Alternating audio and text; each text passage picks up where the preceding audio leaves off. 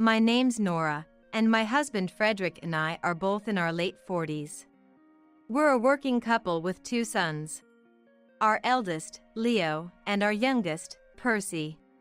We were a happy family of 4 until one day, a former classmate of Frederick's showed up. By then, my mother-in-law who we were living with had passed away, and we had renovated her home to live in. For dinner that day, at Leo's request, we had stew. Our sons love a hearty stew. We were all enjoying seconds when the doorbell rang.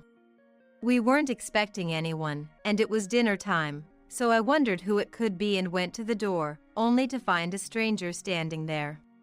Good evening. My name's Dahlia. I used to be Frederick's classmate. Even though we had renovated the place, it was originally the in-laws' home. It wouldn't be strange for a former classmate to stop by. But I wondered if it was something that couldn't wait until after a phone call at this hour. Feeling a bit off, I called for Frederick.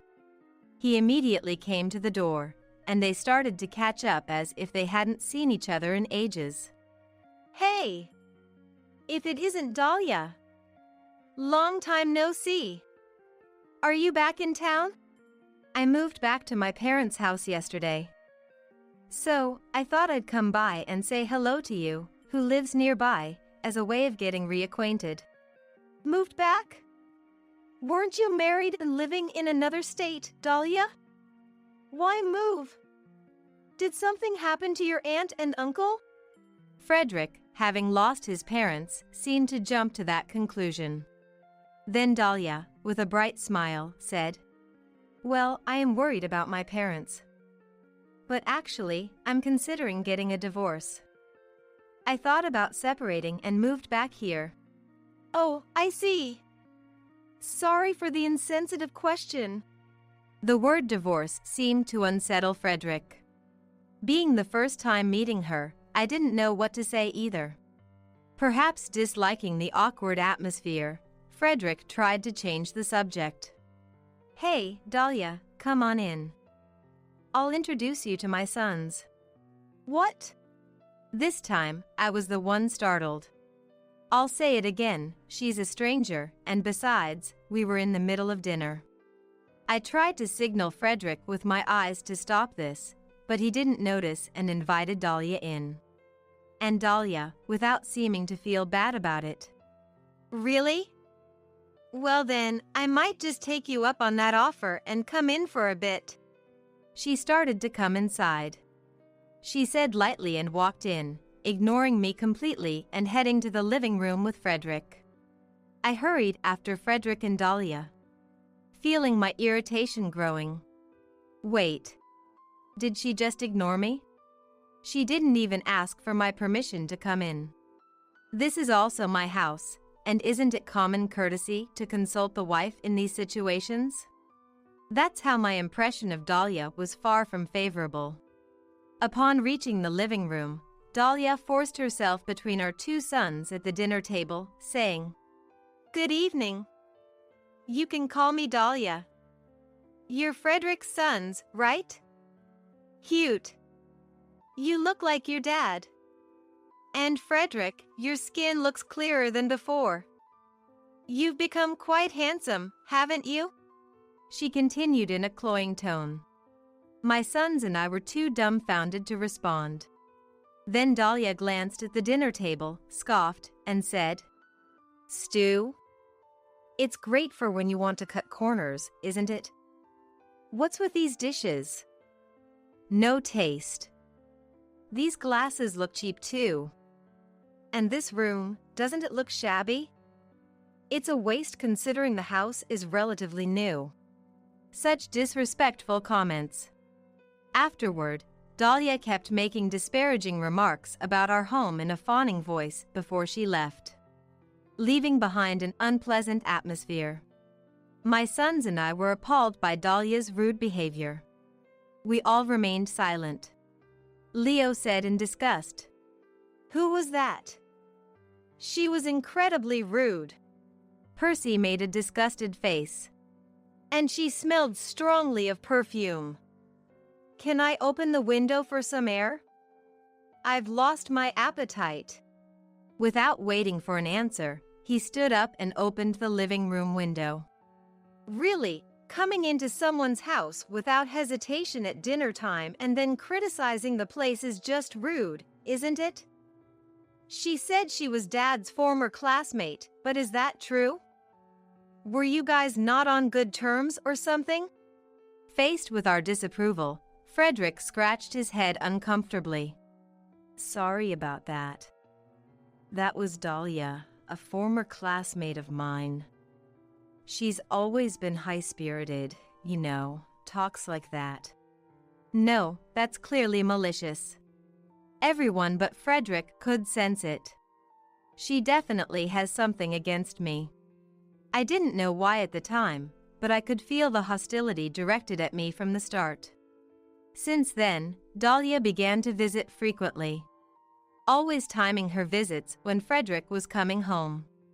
Looking back, Dahlia's house is between the station and ours. Maybe she was really watching us. It felt like too much of a coincidence. Just saw Frederick coming home. Or she would say, I had some time today, so I thought I'd stop by. Something along those lines. Yes, we don't need her to drop by. And what they do amounts to nothing more than Frederick and her criticizing our home together. Today, they ignored me preparing dinner and sat down together on the living room sofa, chatting. Although I couldn't see them, their conversation was inevitably audible. They must both be aware of that. And in that setting, Dahlia's critique of our home began. Doesn't your house just look too unappealing? No decorations, not much color. It doesn't look good at all. It's bad. Yeah, I do want to make the room a bit more stylish. But Nora lacks taste. Frederick's hearty laughter, followed by Dahlia's sycophantic giggles. Yeah, I get that. Nora seems to have no interest in such things. That's right. Even if I buy something, she usually doesn't decorate with it and just puts it away. Ah, that's sad. I would definitely decorate. Look, check out my Instagram. Instagram?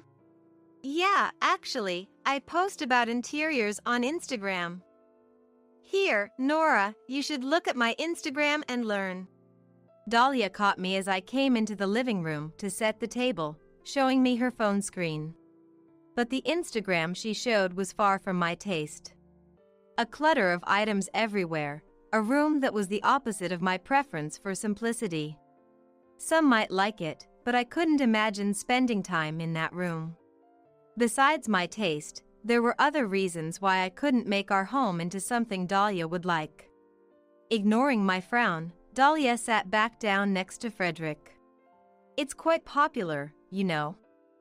Hey, Frederick, I can make this house beautiful for you. What? You've got to be kidding. This isn't just Frederick's house. It's also mine and our children's. Yet, Frederick seemed excited by that ridiculous suggestion. That sounds great. Dahlia has always had good taste. Maybe then, this bland house could become a bit more stylish and comfortable. Yeah, this house feels a bit uncomfortable, kinda lonely. I'm good at housekeeping, and I have time now. So, Frederick, give me the keys to this house. Then, while you're at work, I can turn this place into the ideal space. Excuse me. What are you saying? I couldn't overlook this any longer. I hurriedly interrupted their conversation. Absolutely not with the keys. You know this is our house, not yours. If you want to do something, do it in your own home. Don't involve us. Nora's scary. Dahlia exaggeratedly shrugged her shoulders and tried to hide behind Frederick, who was sitting next to her. It was irritating enough, but even more so was Frederick standing up to defend Dahlia. Hey, Dahlia's just trying to be kind, you know? There's no need to be so confrontational. Kind or not, it's none of her business. Think about it. This isn't her house, is it? But it's true that this house isn't comfortable, right? You've tucked away every decoration I've bought. That's because... Indeed, most of the interior decorations Frederick bought ended up in storage. However, there was a reason for that. I thought Frederick understood that reason. But apparently, that was just my assumption. Doubts about Frederick's commitment to his family began to surface. Dahlia didn't miss that moment of hesitation. See? Frederick prefers it my way. Well, I do understand his tastes better. That's right. Nora's taste is just too plain for me. I like things more glamorous. With that, Frederick took out a spare key from the cupboard and handed it to Dahlia. Wait, no. Then, Dahlia, please take care of our house. Frederick ignored what I said and smiled at Dahlia. Without any hesitation, Dahlia took the key. Leave it to me. I could even take care of all the household chores. I know you prefer a housewife who takes care of the housework waiting at home, right? I'll make up for what Nora lacks. She said and left before I could object. What do you think you're doing? You think this is okay? I glared at Frederick in anger, but he didn't seem the least bit perturbed. Instead, he looked at me with exasperation. Stop nagging. Basically, this house isn't to my taste. I don't care about living with less or whatever. It's too simple and unsatisfying. I've been restless since the remodel. Indeed, before the renovation, the in-laws' home had relatively more stuff. When we remodeled after my mother-in-law passed away, my opinion prevailed almost entirely. Besides, Dahlia will do the housework, not just cleaning. That should make things easier for you. That's not the point. I don't want someone else meddling with our home. Come on. Dahlia has her own issues, like her divorce. If doing our housework helps her feel better, we should help her out. That's why she should do it in her own home. I pleaded over and over and asked to get the key back, but Frederick wouldn't comply at all. And then, starting the next day, Dahlia began to intrude into our home as if she owned the place. When I got home, she was naturally inside, rearranging things around the house. It sounds nice when you say rearranging, but in reality, she was just cluttering up the place with random decorations. Moreover, the clothes were washed with so much fabric softener that it gave me a headache, and the groceries I had carefully planned were all used up in cooking. The dishes she made were all much too heavily seasoned for our taste. What's puzzling is that on days Dahlia was there, Frederick would almost always come home first. It's better than her being alone, but it still didn't feel right. When I got home that day, Dahlia was standing in the kitchen wearing my apron, with Frederick standing beside her. They looked almost like a couple. Are you here again? Really, this is such a nuisance. Please give back the key and leave. But Frederick said it was okay. Oh, I washed these for you. Nora, you're using such a generic detergent. It doesn't even smell, not trendy at all. This is my recommendation. I'll leave it here for you. I don't want it. Please take it back. Oh, and I made dinner too. Today it's hamburgers and, well... Just go home! I had reached my limit. With those words, I forcibly kicked Dahlia out. And then, I decided to put into action a plan I had been contemplating for a while. A few days later, I broached the subject with Frederick. Calmly, so as not to arouse suspicion. Hey, do you really prefer her that much? Then, Frederick, misunderstanding something, leered down at me and replied, "What's this? Jealous? Well, Dahlia is honest and cute. You could learn to be more honest too, Nora." Got it. Actually, I have a business trip next week for about a week. I was thinking of asking Mom to help with the housework, but if she's coming over, no need, right? A week? That's pretty long. But yeah, no problem if Dahlia's here. All right. I'll let Mom know then. At that moment, I had a plan in mind. I briefed the kids, acted as if nothing was wrong, and headed for my trip. When I returned home a week later, the place was a mess. What must have been Dahlia's taste in decorations, fabric ornaments were gathered in one spot, covered in a thin layer of dust. Could dust really accumulate that much in a week? The kitchen sink was piled high with unwashed dishes, and the trash can reeked of decay. Laundry that had been hung to dry indoors emitted a headache-inducing smell of fabric softener. Stunned by the chaos worse than I imagined, my sons came out from the back and said to me, "Mom, welcome back." Shocking, isn't it? Yes. What happened? Dahlia was here, right? She was. Saying she's good at housework was totally a lie. She only does what she likes. And it was gross how she was always clinging to Dad. You were right, Mom. I see. I was prepared for it, but hearing the facts was still hard. I told the boys to wait in their room and went to the living room, where Frederick and Dahlia were, as expected. They looked at me with resentful eyes. The house is in quite a state, isn't it? It's all your son's fault. Dahlia confronted me aggressively. Frederick, too, indignantly came at me. The boys have been nothing but trouble for Dahlia. You must have told them something. I didn't tell them anything. I just said Dahlia would be doing the housework while I was away. That was the truth. I just hadn't mentioned one thing to Dahlia. Now that they're grown up, it doesn't seem like a big deal, but my sons had severe eczema since they were little.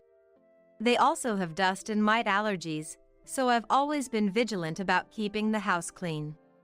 I eliminated furniture and decorations that could gather dust. I opted for minimalistic decor with as few fabric items as possible. As a result, the house simply became easier to clean and less cluttered. Laundry detergents with strong scents didn't agree with my son's skin. Percy has a sensitive nose and reacts poorly to strong smells. After much searching for something that wouldn't irritate their skin or allergies, I found the inadequate detergent Dahlia mentioned. I had explained all of this to Frederick, but it seems it went in one ear and out the other. My sons know their own bodies.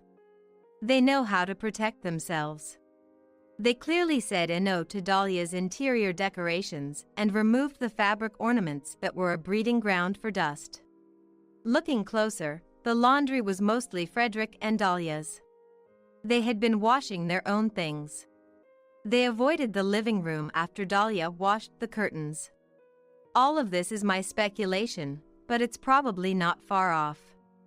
I explained everything, one by one, pressing Frederick. Do you understand how careful I've been living for our sons?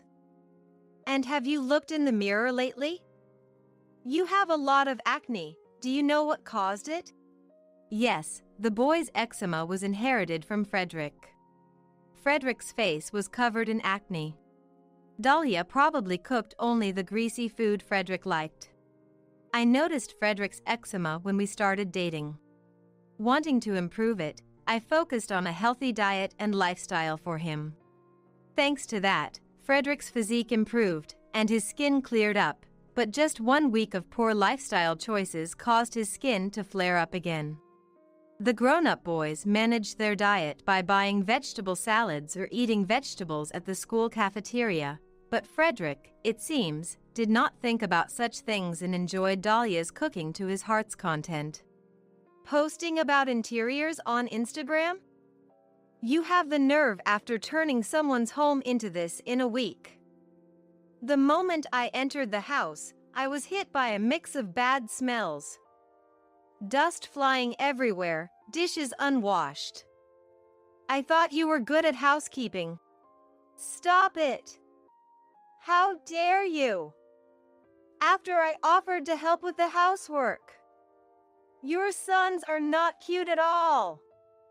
Even after I tried to make the room look nice, they say it smells dusty. They complain about the smell of the laundry I did, and they don't even eat the meals I cook.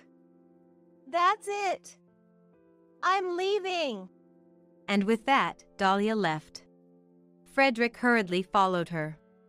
I let the boys know Frederick had left, and as planned, sent them off to our new place. Yes, I had decided to divorce. From Frederick and Dahlia's behavior, it was clear their relationship was more than just old classmates. What would happen if I told them I would be away for a week? They would surely let their guard down and become intimate in the house. I had set up video cameras all around the home. And my suspicions were confirmed. Seriously. Keeping Dahlia happy is hard work. I'll go with you so you can apologize too, Nora. Frederick came back, furious, suggesting I apologize. I interrupted him. Let's get a divorce. You know why? Huh? Frederick was taken aback, his eyes wide in disbelief. I continued without waiting for his response.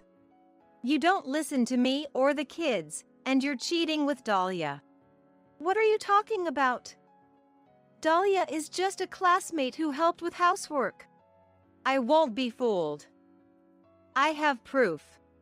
Then, there were the numerous prints from the video evidence. I showed him one of the better-looking photos. Frederick realized he couldn't talk his way out of this. Sorry. We just got carried away after meeting again. It wasn't serious. I don't care whether it was serious or not. You cheated, so we're getting a divorce. That's all. Oh, and I've informed Dahlia's husband too. So, you'll be sued for damages by him. I will too, along with child support. Make sure you fulfill your responsibilities as a parent. Now, I'm off to the new place. New place? What do you mean? I can't stay in a house that Dahlia has dirted, and I was planning to divorce anyway, so I arranged for a new place. The kids and I will move there. We'll discuss the details through lawyers. Take care of yourself. But... I left Frederick behind and hurried to the new place. Everything went as planned. I had already asked the company's legal advisor to recommend a divorce lawyer. The lawyer's office contacted him shortly afterward. Moreover, Dahlia hadn't finalized her own divorce and was receiving spousal support, which infuriated her husband immensely. Our divorce proceeded smoothly, and I received a lump sum for damages. Dahlia was also sued for damages and got a divorce. Disowned by her parents and kicked out of her home, she ended up moving in with Frederick. They are still living together, apparently. From what I've heard, the house is visibly neglected, and Frederick has gained a lot of weight. His skin is always covered in acne, far from a picture of health. I'm now living peacefully with my sons. Both of them understand the importance of maintaining their health and actively help with the housework. I will continue to do my best for my family. I'm Sarah. I married a colleague from work a year ago. My husband, Jeff, can be a bit clueless and not always the sharpest tool in the shed, but he's honest and incredibly kind. Since I'm the type who doesn't sweat the small stuff, our personalities mesh pretty well. Above all, Jeff's deep respect and care for his family were what sealed the deal for me. He especially treasures his mother Amanda, and never misses giving her a birthday gift. I'm really grateful to Mom. I owe her a lot for raising me, he'd say without a hint of embarrassment, which I found utterly charming. I've always adored my own parents and family, so we often talked about continuing to honor each other's families after we got married. Finding out after the wedding that he calls Amanda mommy at home was a shock, but since he sticks to mom in public, I decided it wasn't a big deal. I had met Amanda a few times before the wedding, and she always seemed to command the room like a queen, surrounded by her husband Eddie, Jeff, and Jeff's brother, Carl. I thought having her as a mother-in-law would be challenging, but I was confident in my own resilience and figured I'd manage somehow. Sometime after getting married, we decided to use our summer vacation for a honeymoon trip. Our destination? The long-awaited Anchorage. I was born and raised in Dallas, hardly ever seeing the sea. But I've loved seafood since I was a child, and watching TV specials about Anchorage, dreaming of the day I could feast on their jewel-like salmon and halibut. Back then, my family wasn't well off, so a trip to Anchorage by plane seemed like an unreachable dream. Knowing how much it meant to me, my husband instantly agreed on Anchorage as our honeymoon destination. I was so excited, I ended up buying 5 guidebooks. Just looking through the guidebooks made me happy. One day, a month before our honeymoon, I got a call from Amanda. "Sarah? How's the preparation for the Anchorage trip going?" she asked. "Great, I've been poring over the guidebooks because I'm so excited," I replied. "I want to visit the Portage Glacier, so make sure to include that in the plan," said Amanda. "Wait, Amanda, you're coming on the Anchorage trip too?" I asked if Amanda and Eddie were planning to go on a trip to Anchorage. "What are you talking about?" "Of course, we're going together." "Oh, and make sure we stay in a cottage. I can't sleep in hotels with other guests making noise," Amanda said. "Wait, what do you mean we're going together?" Before I could ask what she meant. "All right then, looking forward to it." She hung up abruptly. Was Amanda seriously planning to tag along on our honeymoon? I was worried, but it could be a misunderstanding. I decided to wait for Jeff to come home and ask him for details. "When I talked to Amanda today, she said she's coming with us to Anchorage. What's that about?" I asked. "Oh, Mommy's never been to Anchorage and mentioned she'd like to go. She's been saying her legs aren't what they used to be and doesn't know how much longer she can travel. With work being so busy, I thought this might be my last chance to do something nice for her," Jeff explained. Amanda's energetic enough for weekly tennis and belly dancing, so it seemed she had Jeff wrapped around her finger. "Sure, I want to do something nice for our parents too, but bringing them on our honeymoon is a bit much," I said.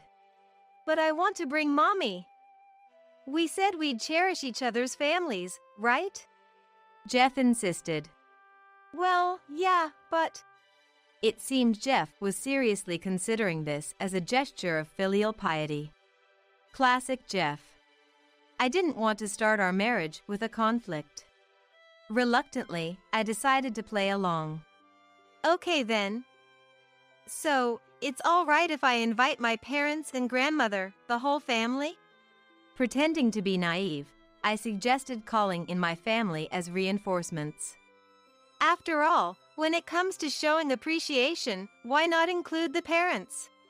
Might as well make it a grand gesture of filial piety on my part too. Great idea. Your parents will be thrilled, right? Both of us can do something nice for our parents. Jeff happily agreed. Though I suspected Amanda had something up her sleeve by joining our honeymoon, as long as I could enjoy Anchorage, nothing else mattered. There will be plenty of opportunities for Jeff and me to spend time together in the future. This time, let's enjoy a family trip. On the day of our honeymoon, we met up at the airport. "My sweetie, thank you for inviting Mommy today." "What a filial sweetie you are." Amanda beamed. "Sarah, are you sure it's okay for us to come along?" Eddie asked. Of course. It's all about showing appreciation. Right, Sarah? Amanda chimed in. I wasn't the one who invited her, but today, I'm playing the naive one. Amanda, of course. This trip is all about showing our appreciation. Oh, look, my mom Wendy and grandmother Shirley just arrived, I said. My dad couldn't make it due to work, so my mom Wendy and grandmother Shirley were joining us. Huh? Why is Sarah's family here? On a honeymoon. Amanda looked displeased. I want to show my appreciation too. Let's enjoy this family trip, I said cheerfully. Crashing someone else's honeymoon but getting upset about my parents showing up? That makes no sense. Amanda, long time no see. It's kind of odd to be intruding on a honeymoon, huh? Well, looks like we both raised kind children, my mom said. My mom is even more outspoken than I am and doesn't sweat the small stuff. Amanda looked completely taken aback. Being rather fastidious, Amanda seemed ill at ease around someone as easygoing as Wendy. Well, she invited herself, so she'll just have to deal with it. Upon arriving in Anchorage, we first headed to the hotel. Why are we staying at a hotel? I can't sleep unless it's a cottage, Amanda immediately complained. Grandma has trouble with stairs, and a cottage would be difficult for her to navigate. Besides, a hotel is more convenient since it's closer to the city center, I explained. Huh? This is the worst. Why do we have to accommodate your grandmother? So inconvenient, Amanda retorted. Such a nasty attitude. I was disgusted by her remark, but knew better than to engage. Maybe you could try sleeping with earplugs? That way, the noise won't bother you, I suggested. What? How rude! I've had enough. Amanda snapped back, clearly offended, and stormed off to her room. Later, we all went out for lunch. First up was a seafood barbecue. Eating fresh salmon and halibut grilled to perfection. I was nearly moved to tears. The seafood in Anchorage is truly unparalleled. It was simply too good. My mom and grandma were both delighted. My grandma even said, I'm so happy I could ascend to heaven, despite enjoying such delicious food. I'm not fond of seafood. Why does it have to be a seafood barbecue? Amanda grumbled. Coming to Anchorage despite disliking seafood? What was she thinking? I wished she wouldn't spoil our happy moment. In the end, Amanda left most of her barbecue untouched after just one bite. Such a waste. It was disrespectful to the restaurant. Then, Amanda, you hardly ate anything. Let me have it. Don't worry, I'll avoid the parts you've touched, my mom said. What? You're going to eat my leftovers? Please, don't. Without paying any heed to Amanda, my mom quickly finished everything. Amanda looked utterly disgusted, viewing my mom as if she were some beast. I secretly applauded my mom's unintended act of vengeance. Then, when discussing where to go next, I want to visit the Anchorage Museum, Amanda declared. It involves a lot of walking, which might be difficult for Grandma with her bad legs, I mentioned. Then Shirley can just stay at the hotel. It takes too long to walk with someone who has difficulty moving, Amanda coldly suggested. I was infuriated by her mean-spirited comment. Stop it, that's rude, Eddie chastised Amanda. Yet, Amanda persisted. But we want to see as much as possible on our trip, don't we? Adding more snide remarks. Don't worry about me, go ahead without me. I'm satisfied just having had the seafood barbecue. My grandma said, being considerate. Then let's split up and meet again for dinner at the hotel, where I've made reservations. I suggested, unable to tolerate my grandma being spoken to so harshly. If Sarah's okay with it, then let's do our own thing and be filial in our ways, said a carefree Jeff. Sarah, I'm sorry if I caused any trouble. Shirley expressed her concern, but it's totally fine. Actually, I'm not that interested in sightseeing. I wanted to go out for ice cream this afternoon, I shared, to which my grandma seemed relieved. I didn't want to see her make such a face. It hurt me. I'm all for food too. Coming all the way to Anchorage just to visit a museum? Amanda's the odd one. Wendy's boldness saved the day in situations like this. We enjoyed our sightseeing and returned to the hotel very satisfied. When we arrived at the restaurant for dinner, Jeff and his party were already there. Jeff and Eddie looked somewhat tired. Amanda complained throughout the meal. Steak? I would have preferred pizza, she grumbled continuously. I had had enough. Amanda, constantly complaining will make even the tastiest food tasteless. You can't enjoy yourself with that expression, or was it your face to begin with? I let it slip. Oops, my natural side showing. How dare you? You're a daughter-in-law and you think you could be behaving like this. Amanda fumed, her face turning red.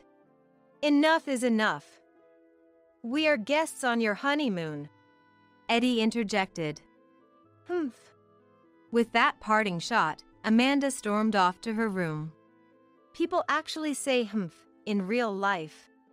Wendy couldn't help but add her 2 cents. The next day, when we were discussing today's plans, we'll be going around with my sweetie again today. Where shall we go, I wonder? Amanda announced. We were all too happy to agree since we didn't want to accompany Amanda. Soon after splitting up for sightseeing, Jeff came over to us. Sarah, I was hoping to spend today with you guys, if that's okay? He said. Is it okay with Amanda? I asked. Well, Mommy has been in a bad mood, complaining nonstop wherever we go. Yesterday wasn't fun at all. Dad said I should go out with you guys today, so can I join? Jeff explained. It was our honeymoon, so it wasn't a problem for Jeff to join. Why don't you two go out by yourselves, since it's your honeymoon? My grandma kindly suggested, but we decided to be filial together, so let's all go out, Jeff said.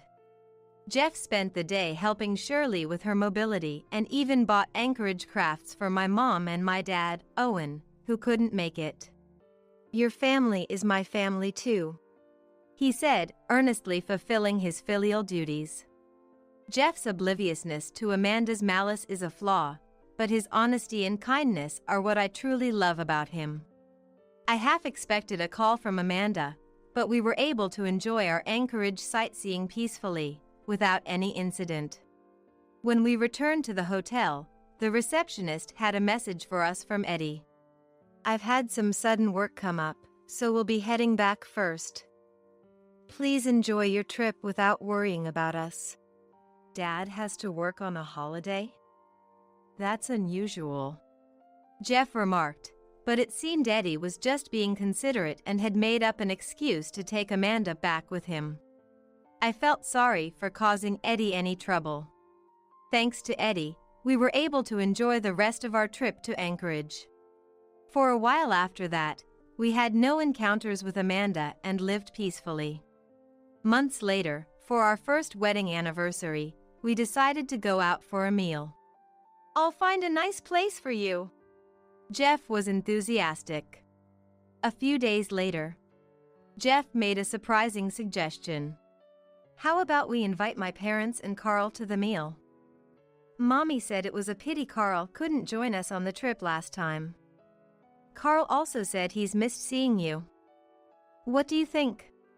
I wondered what Amanda was planning this time, but indeed, we hadn't seen Carl recently, and I wanted to apologize for any inconvenience we caused Eddie during the trip.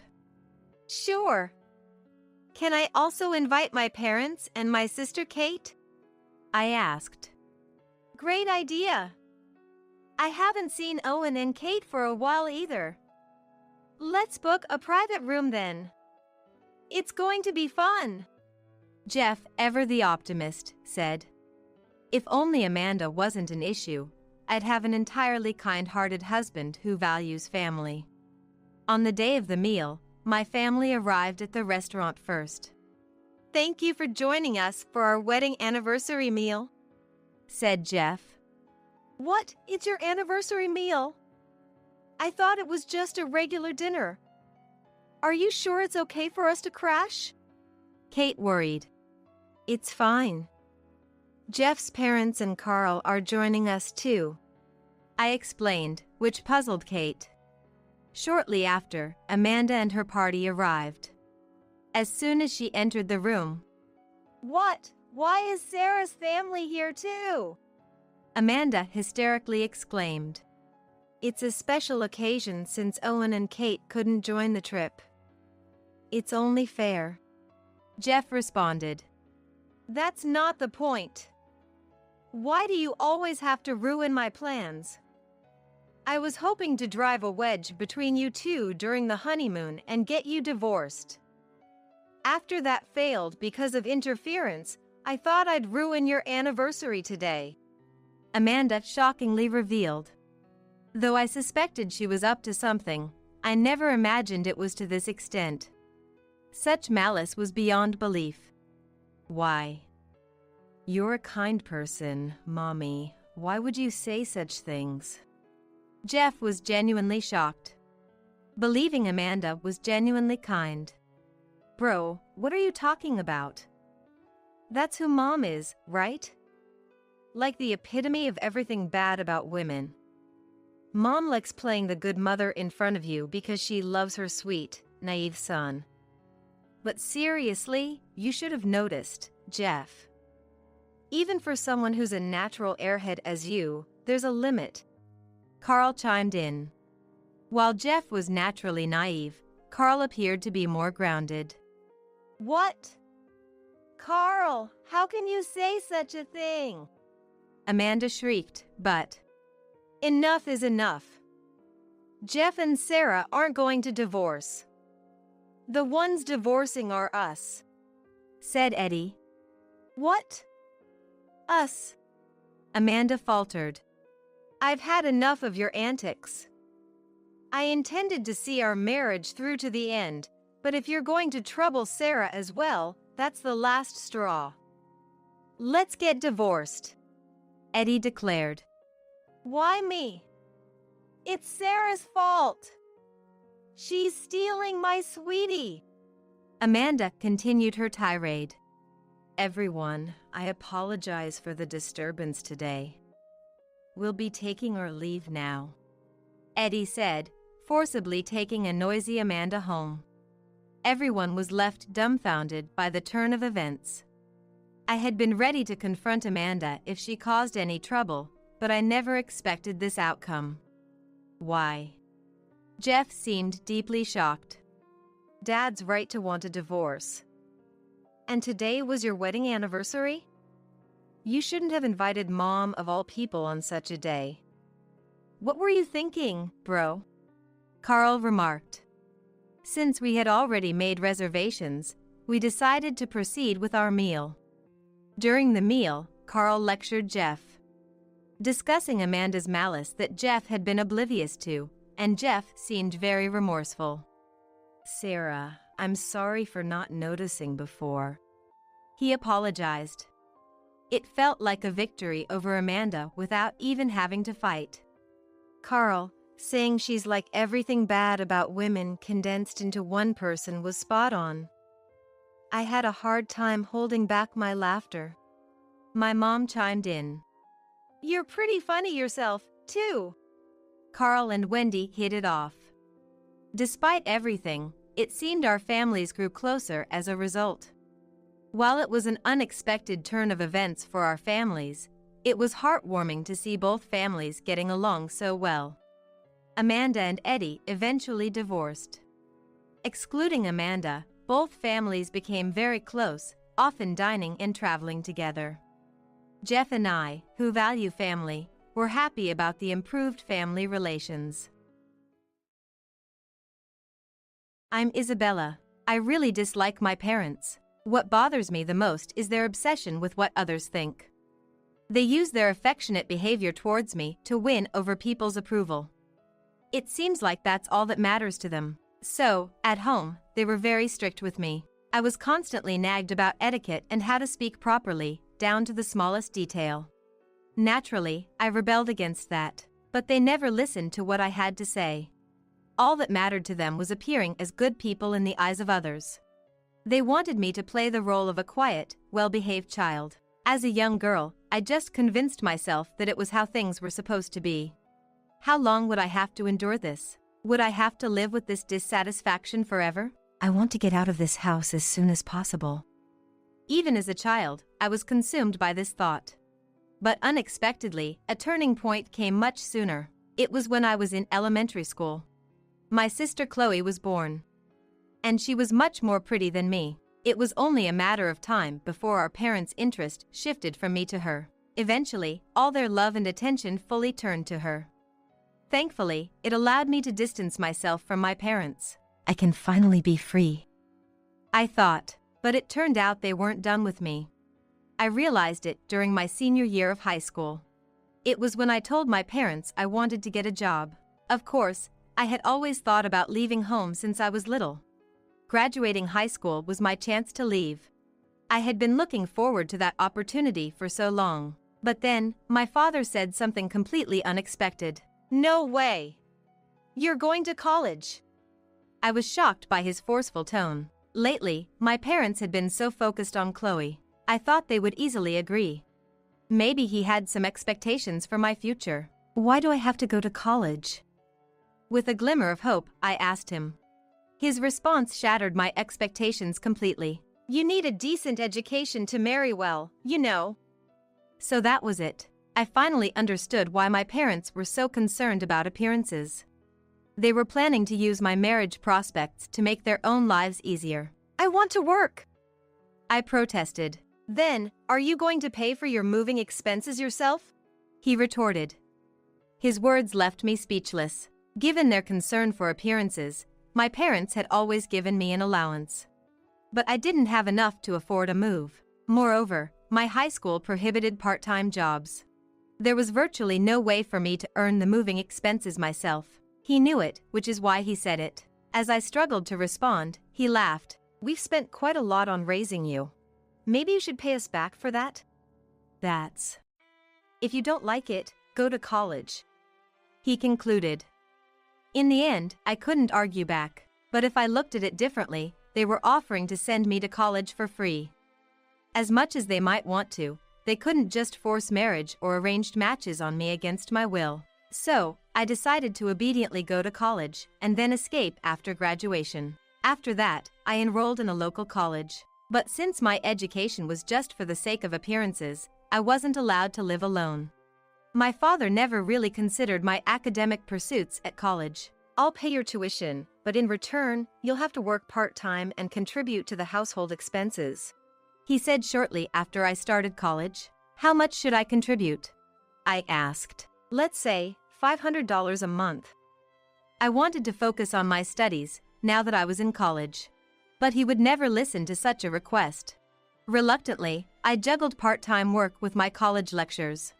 The amount I had to contribute as living expenses was no small sum. With reports and test studies, I could only work a few hours each day. It was a barely manageable amount. But I don't want to waste this opportunity. So, I sacrificed sleep, splitting my time between studying and part-time work. Eventually, I graduated from college and even secured a job at a real estate company. Now I can finally leave home. That's what I thought, but my plan was naive. When I told my father about my job, he said, "It's fine for you to work, but you can't live alone." Why not? I asked, puzzled. What if you end up with some bad guy if you live alone? Huh? Anyway, stay at home until you get married. That's ridiculous.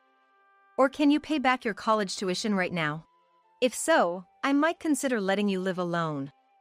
That's impossible. I've been contributing part-time earnings to the household. Then, give up on living alone, he said with a loud laugh. It seemed he had planned everything, anticipating that he had made me contribute to the household expenses. In the end, it was a life dictated by him. Was there no way for me to fight back? With these worries, I started working. But then, a new problem arose. He quit his job shortly after I started working. The reason was back pain. Of course, that was just a facade. He just didn't want to work anymore, and was clearly relying on my income. Still, I couldn't abandon my family. I had even researched ways to cut ties with them, wanting to become a stranger.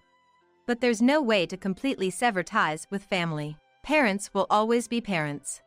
There's no escaping that. Yet, I hadn't given up on escaping from home. Believing that one day I could live on my own, I diligently saved money. But my father would surely notice my plans. Several years had passed since I started working. One day, when I got home from work, there was a cake on the table. What's this about? I asked Chloe, and she replied with a smile. I got accepted into college. Really? Congratulations. Thank you. Chloe clapped her hands in joy. I felt happy for her too, but then my father's next words instantly dampened my mood. Okay, so you'll be paying her tuition. What? I have to pay it? Of course. I can't work because of my injury. What a thing to say. He looks perfectly healthy to anyone, but arguing with him would be pointless. It's true that he has no income. If I don't pay for Chloe's education, she won't be able to go to college. He knows that and is unabashed about it. That means my plans to live alone are pushed even further away. In his eyes, he gets Chloe's education and keeps me from moving out. Chloe is a good girl. Her presence allowed me, as a young girl, to keep my distance from our parents. I may not be close to Chloe, but I owe her that much. So, I decided to pay for her tuition. Looks like living alone just got further away. That night, I ended up drinking alone late into the night, grumbling about my father. Later, Chloe safely started college. I worked even harder to pay for her tuition. However, such a lifestyle naturally took its toll, and I started to feel worn out. One day, distracted by fatigue, I left my wallet at the entrance and left the house. Arriving at the bus station, I reached for my IC card to board the bus and realized I didn't have my wallet. Shoot. I left my wallet. I quickly remembered leaving it at the entrance. I called my mother, who was at home, and she said, "Chloe took your wallet to you. She had to go to college for something." She did? She said she'd drop it off on her way. I immediately started running back home. Then, a few minutes from the bus stop, near a grocery store, I ran into Chloe. She was carrying a shopping bag from the store. "Chloe, do you have my wallet?" "Here it is." She handed me my wallet. I immediately checked the contents. "You're so suspicious," she teased. "I have the company's card in there. If I lose it, it's trouble for the company." The corporate card and the IC card were both inside. The money was untouched, and I felt relieved. "Thanks, Chloe." I thanked her and hurried back to the bus stop. Thanks to her, I managed to avoid being late. I need to be more careful from now on. That night, I bought a thank you cake for Chloe. She was delighted, and I was grateful. But at that time, I was making a big mistake. Some days later, Aria from accounting came to me at work. "Can I talk to you for a sec, Isabella?" She was a very reliable colleague. She often gave me clothes and cosmetics she didn't need, as I was living frugally. In many ways, I owed her a lot, both professionally and personally. So, I thought she wanted to talk about something personal, but it turned out to be a bit different, and Aria took me to a private place. "What's going on, Aria?" "Listen. I wanted to ask you, have you ever used the company card for personal reasons?" The company card she referred to was the corporate card.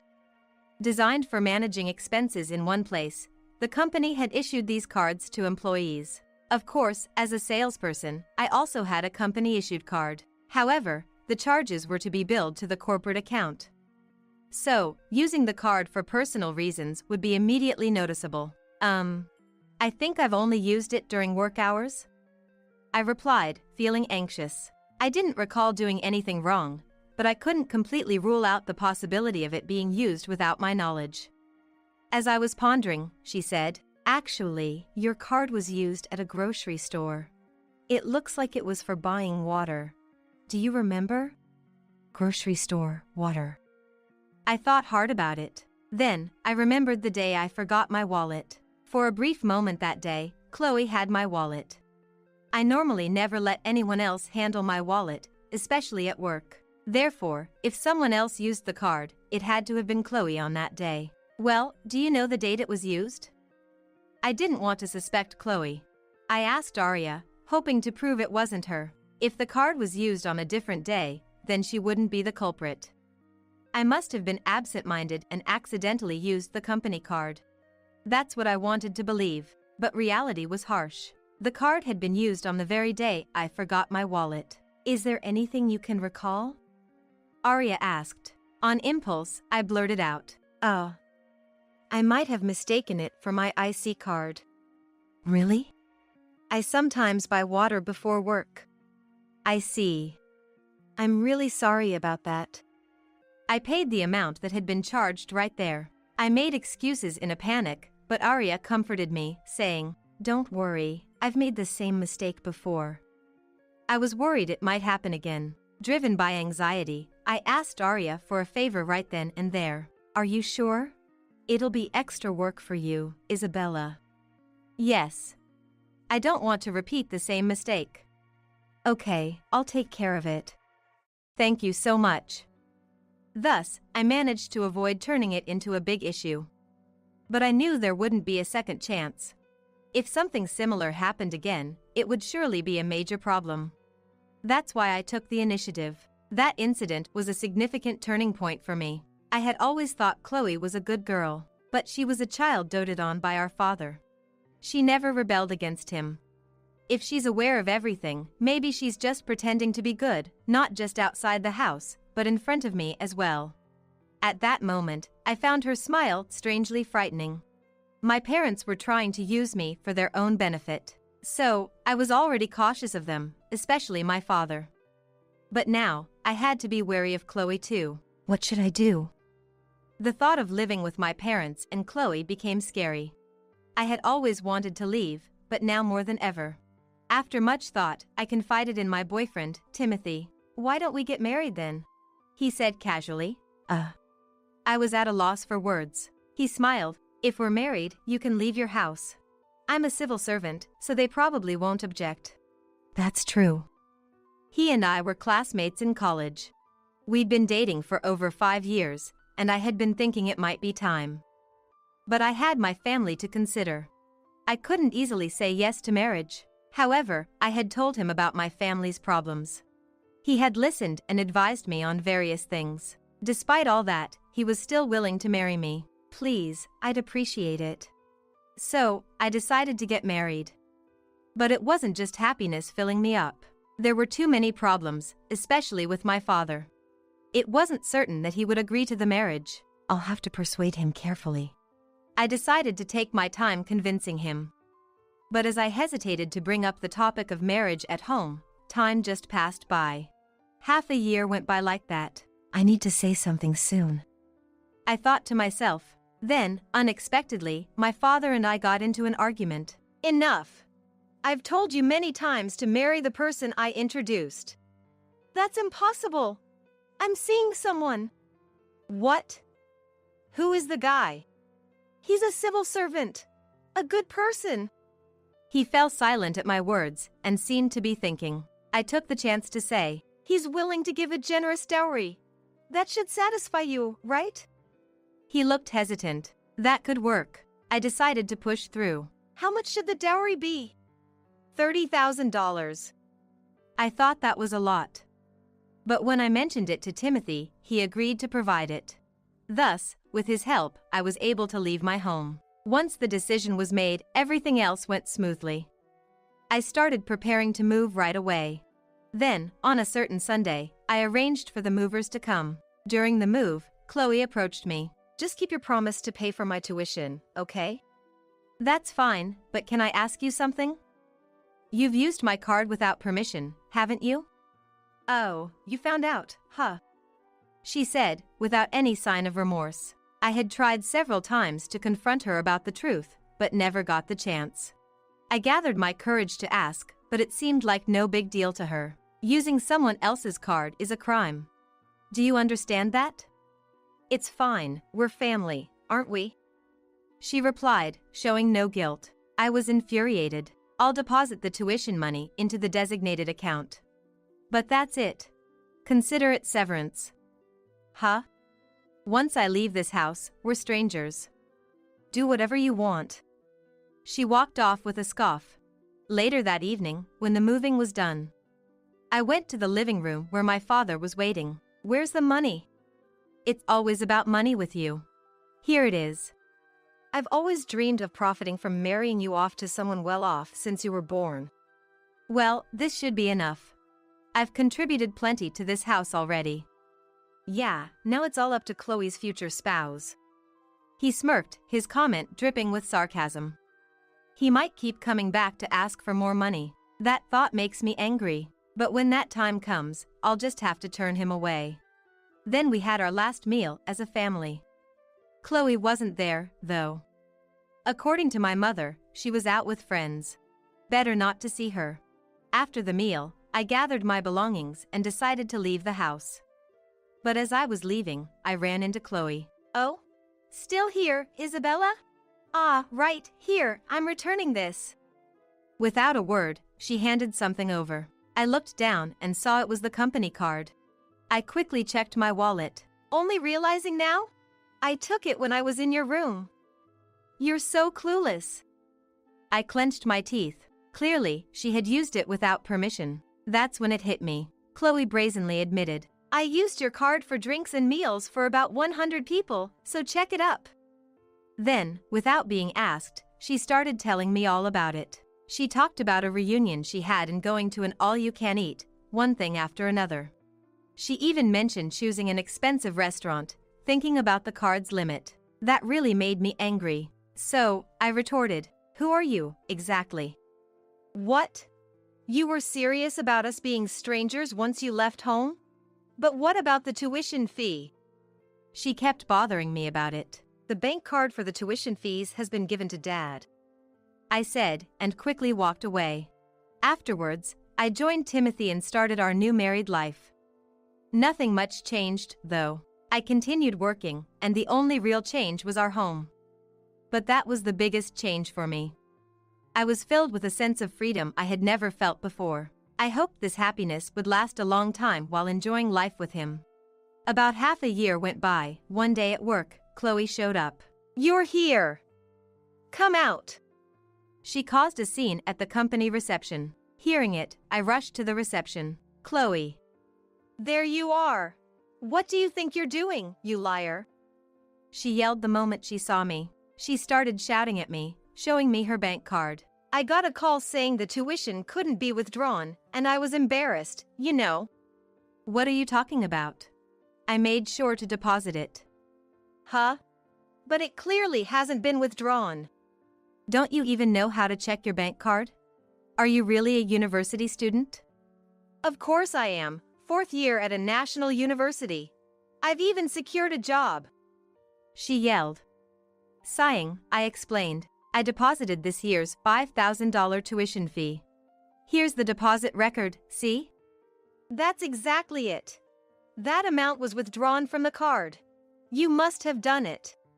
It was you who withdrew it, right? I don't even have a card. So it was you. But I heard you paid for foods for 100 people with it, didn't I? Foods? What foods? Don't you remember paying for an all-you-can-eat for 100 people with the card? As I questioned her, her face turned pale. In a panic, she started making excuses. That was... I used your company card, but it's a corporate card, so... Clearly, she didn't understand. So, I explained to her carefully. A corporate card withdraws from the corporate account. That's correct knowledge. So, the card I used was… But once, someone used my card without permission. So, I had the withdrawals changed to my personal account. Personal account? What I had was indeed a corporate card. That was when I realized. The withdrawals were being made from my personal account, not the corporate account. That setup, while involving more paperwork for expense claims, allowed for private use of the card. Essentially, it eliminated the need to carry multiple cards. Plus, if someone else used it, the company wouldn't suffer any damage. Meaning, when she paid for the drinks, it was already set to withdraw from my personal account. So, the amount for the drinks is gone. It's your responsibility since you used it. What about the university tuition? I paid what was asked of me. You'll have to figure out the rest. With that, she began to make even more noise. Eventually, the police arrived and restrained her. No! That's not me. What do you mean? You admitted to using my card. That was… I clearly told you. Using someone's card without permission is a crime. But… Think about what you've done. In the end, she was taken to the police station for questioning. However, I didn't file a complaint. I didn't see the need, especially since someone had uploaded her outburst at my company on social media. Unsurprisingly, it quickly drew a wave of criticism. She ended up being expelled from her university. After that, my parents, who concerned about appearances, moved to the countryside with her.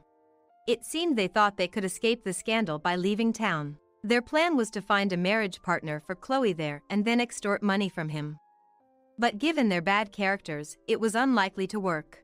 I heard they quickly got into trouble with Chloe's new partner. Isabella! We're being sued for damages! Help us! My father contacted me about a month after I moved. Causing trouble within just a month, they would likely repeat the same mistakes. I'm sorry, but if you come to our house, I'll file a complaint about the previous incident. Be prepared for that. After I said that, he stopped contacting me. But with no money and no job, I couldn't help but worry. So, I had a private investigator secretly check on them, and they turned out to be working together at a logistics warehouse. Apparently, it was the company of the person Chloe had clashed with. They must have been told to work off the debt if they couldn't pay it. Hearing they were working long hours in a gloomy warehouse, I felt a bit relieved. They should be able to pay off the damages and earn their living expenses. I decided to let them fend for themselves and keep working. Meanwhile, Timothy and I continued our happy married life. My job was going well, and my sales performance was steadily improving. With no family around, money was accumulating. All that good fortune made me a little apprehensive about the future. But for now, I want to fully enjoy this happiness I've finally attained with Timothy. Oh, you're the famous photographer. Are you here for a shoot today? The woman in front of me stared at me excitedly. She, whom I met at the beach during clamming season, seemed to know I was a photographer.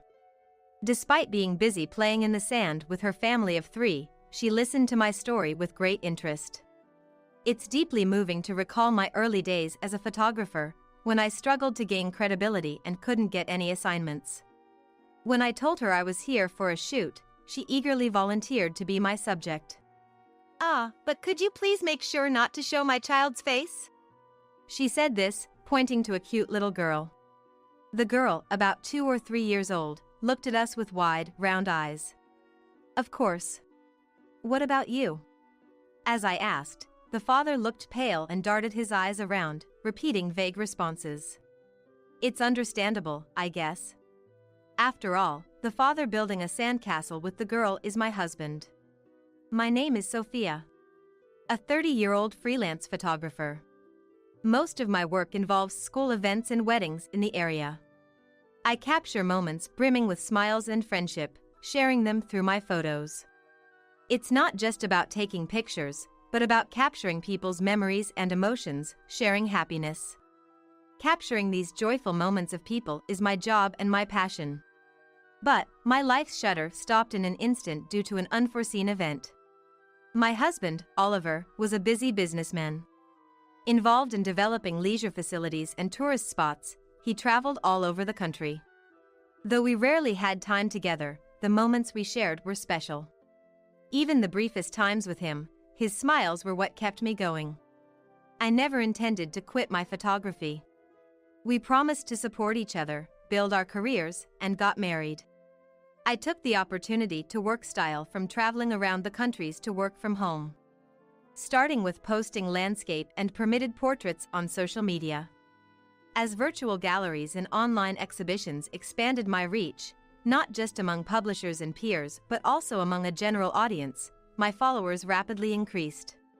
On social media, where I could do live streams, I began to earn from talking shows and explanations about my photographs. It was fulfilling and enjoyable that I told the backgrounds or discussed techniques sharing my photos. Steadily growing my followers, I balanced outdoor shoots with social media promotions. Oliver was still constantly on business trips. I inevitably spent more time with my in-laws, James and Emma, who showed interest in my social media activities. Teaching them how to use smartphones and social media, we grew closer, and they often tuned into my photos and live streams. Both are wonderful people who ensure my fulfilling days. The company kept me from feeling lonely while my husband was away. However, there was a significant void in our lives. We couldn't have children. Despite numerous tests, it just wasn't happening. As we both wanted kids, we were upset because we just couldn't seem to have a baby for years. And it started affecting us. Oliver, who once supportive, grew tired of the financial strain and frequent hospital visits, and became increasingly discouraged about infertility treatment. At that time, his project enters the climax, so he stays away from home for days, traveling around the countries. It was clear that his focus shifted from our childlessness to his challenging work. His concern for my inability to conceive diminished, replaced by work talks. I felt lonely but tried to understand his busyness. Yet, no matter how understanding, we weren't emotionally close. Yesterday, I had a meeting with a client, and it looks like a new project is starting. I'll probably be away for a while starting next week. He said this, taking shirts and other laundry from his large suitcase. I had just gotten back home, but still, I hurried to start the washing machine for them. Oliver, when he runs out of clean clothes, rather than doing laundry or sending them for cleaning, he just buys new shirts. He says it's faster and foolproof, but I prefer to save where we can. So, what about the hospital? That's impossible. I have to go too, right?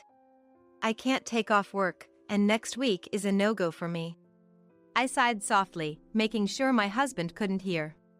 I had made a hospital appointment, but there's nothing I can do if he's out on a business trip. It would be inconvenient for his company, and I was happy that his hard work was being recognized. I didn't want to be a nuisance. Well, but I'm busy too, and it's tough. You also out working on a shoot, right? Let's both keep up the hard work. Yeah. Take care of yourself too, Oliver. I was dismissed so easily, yet I didn't speak my mind. Maybe he doesn't want kids anymore. But I'm too scared to ask if that's really the case. Should I just accept it quietly, or should I bring it up, even if it's roundabout? I'm torn. I'm good at capturing people's joy and sorrow through my camera. But now, I'm just going through the days, not even aware of my own feelings. I feel like I'm getting trapped inside the frames of my photos. Then, one day, a well-textured white envelope arrived at our house, with a logo of a famous resort company on it. It didn't seem like just another piece of direct mail, so I hurriedly opened it. Inside was a voucher for a stay at a luxury hotel by the sea. And it appeared to be for 3 people. Why was this sent to us? With a sense of foreboding, I quickly went to my husband. Oliver, this came in the mail. Do you know anything about it? Of course, I wasn't accusing him from the start. I made sure to ask in a way that didn't sound confrontational, just casual. He stopped reading his newspaper and looked at me. His expression was blank, but his eyes narrowed slightly, almost glaring. I'd never been looked at like that before, and I couldn't hide the chill in my heart. Oh, that. A colleague couldn't make it, so it was booked in my name. It's nothing weird, so give it back. He reached for it. Without saying a word, I handed over the envelope and tickets. Oliver snatched them from me. But when he saw the name on it, he looked back at me, clearly annoyed this time. This is addressed to me, right? Don't open my mail without asking. I was taken aback and quickly apologized. But with my husband in sales, various DMs arrive. I've been disposing of the ones that come home without much thought, so I was surprised at his reaction. I'm sorry. I didn't know if it was direct mail, just wanted to check. I'm here today, you could have just asked me. He took the envelope to his room, and I couldn't ask any more about the tickets. I wasn't fully convinced why he had to book tickets for his colleague, but I had no choice but to accept his explanation. But then, not even half a month later, something else happened. It was May, approaching our wedding anniversary. We were supposed to gather at the in-laws' house, but he suddenly announced a long business trip. At first, I was speechless and confused. A business trip? On our wedding anniversary? In my job, I often get requests for family portraits or landscape photography. But I had plans, so I had taken the day off. Normally, a regular company, including Oliver's, would be off on Memorial Day. At least, his company should be closed as usual. He shrugged his shoulders lightly and forced a smile. It was a sudden decision, had to be done. I can't help but work through the holiday, so please go to the gathering for me. I know he's proud of his job and has been serious about his career since before we got married. But gradually, I find myself less convinced by his reasons for work and business trips in those casual moments. In the end, he just pulls along his favorite suitcase and leaves for work. Although they were angry at his attitude, because his call was so late that it was close to our wedding anniversary, they tried to make me comfortable. Sorry for making you free up your schedule in vain. I'll give Oliver a strict talking to next time I see him. Emma said that, but all I could do was give a wry smile. Originally, we were supposed to stay a few days after getting together. Oliver was the only child for them. I was told it would be sad if I left early, so I decided to stay a few days after our wedding anniversary as planned. I brought my camera and took pictures of them doing housework and everyday life, and scenes I usually don't focus on. I spent time thinking about shooting plans, but part of me felt the void of Oliver's absence. For work and a change of pace, I decided to visit the coast one station away. Around Memorial Day, the beach is busy with people clam digging and families enjoying their time. Some opened colorful beach umbrellas, enjoying walks and sunbathing. I walked along the beach with my camera around my neck. Suddenly, I stopped, noticing a family building a sandcastle. I paused at a familiar voice. I was glad I wasn't holding the camera in my hand. I thought that right in front of that scene, I wouldn't have been able to keep from dropping something. There was Oliver, with a young woman and a toddler, surrounding a sandcastle. They looked like a happy family, gathering white sand and shells. I couldn't believe my eyes. But then, the hotel tickets that arrived home, his frequent long business trips, his indifference. All came back to me. It would have been an ideal family scene for a photo shoot if it were a work assignment. But I couldn't believe my own husband was in it. The toddler, maybe 2 or 3 years old, seemed to match the time when I felt Oliver drifting away. He already had another family. Whether his real child or not, my intuition as a wife told me there was a blood connection. I felt like a glass frame in my heart was shattering. The photo inside that frame was supposed to be full of our happy smiles. I decided to speak up. Not to Oliver, but to the woman playing with the toddler. The woman, wearing a large straw hat, looked surprised as I suddenly spoke to her. I managed a smile and apologized for the abruptness. Then I pulled out my business card, explaining I'm a freelance photographer. My card only had my professional name, but also included my social media contact details. The woman looked interestedly at the card, then started searching for me on her mobile phone. Meanwhile, Oliver, fully aware of me, stared frozen at a point on the sand. Would you mind if I take a photo of your family? I sometimes do live streams showing photography tips. What? Sophia, I know you. I follow you. You post tips for mobile photography, right? She was excited, unaware of my situation, happy to be approached by a minor celebrity on social media. I was surprised she was a follower, but her enthusiasm seemed to extend to agreeing to a live stream as well. When I boldly invited her, she was all in before I could finish. Of course! Exclaimed, overjoyed. I felt guilty for deceiving, but my goal was to somehow document the other family Oliver had. Can you teach me some photography tricks for mothers? Oliver, you're okay with that, right? Oliver, caught off guard, was in a panic. I could tell he was desperately trying to avoid looking at me and thinking of an excuse. Maybe we shouldn't, show faces. I do model for brochures, Oh, could you make sure not to include the child? Later I learned that the other woman, Amelia, was a model he met through his company's PR work. Of course, I agreed, carefully adjusting the mobile phone camera to keep the child out of the frame. I set up for immediate streaming and started a live broadcast under the guise of teaching Mother Amelia.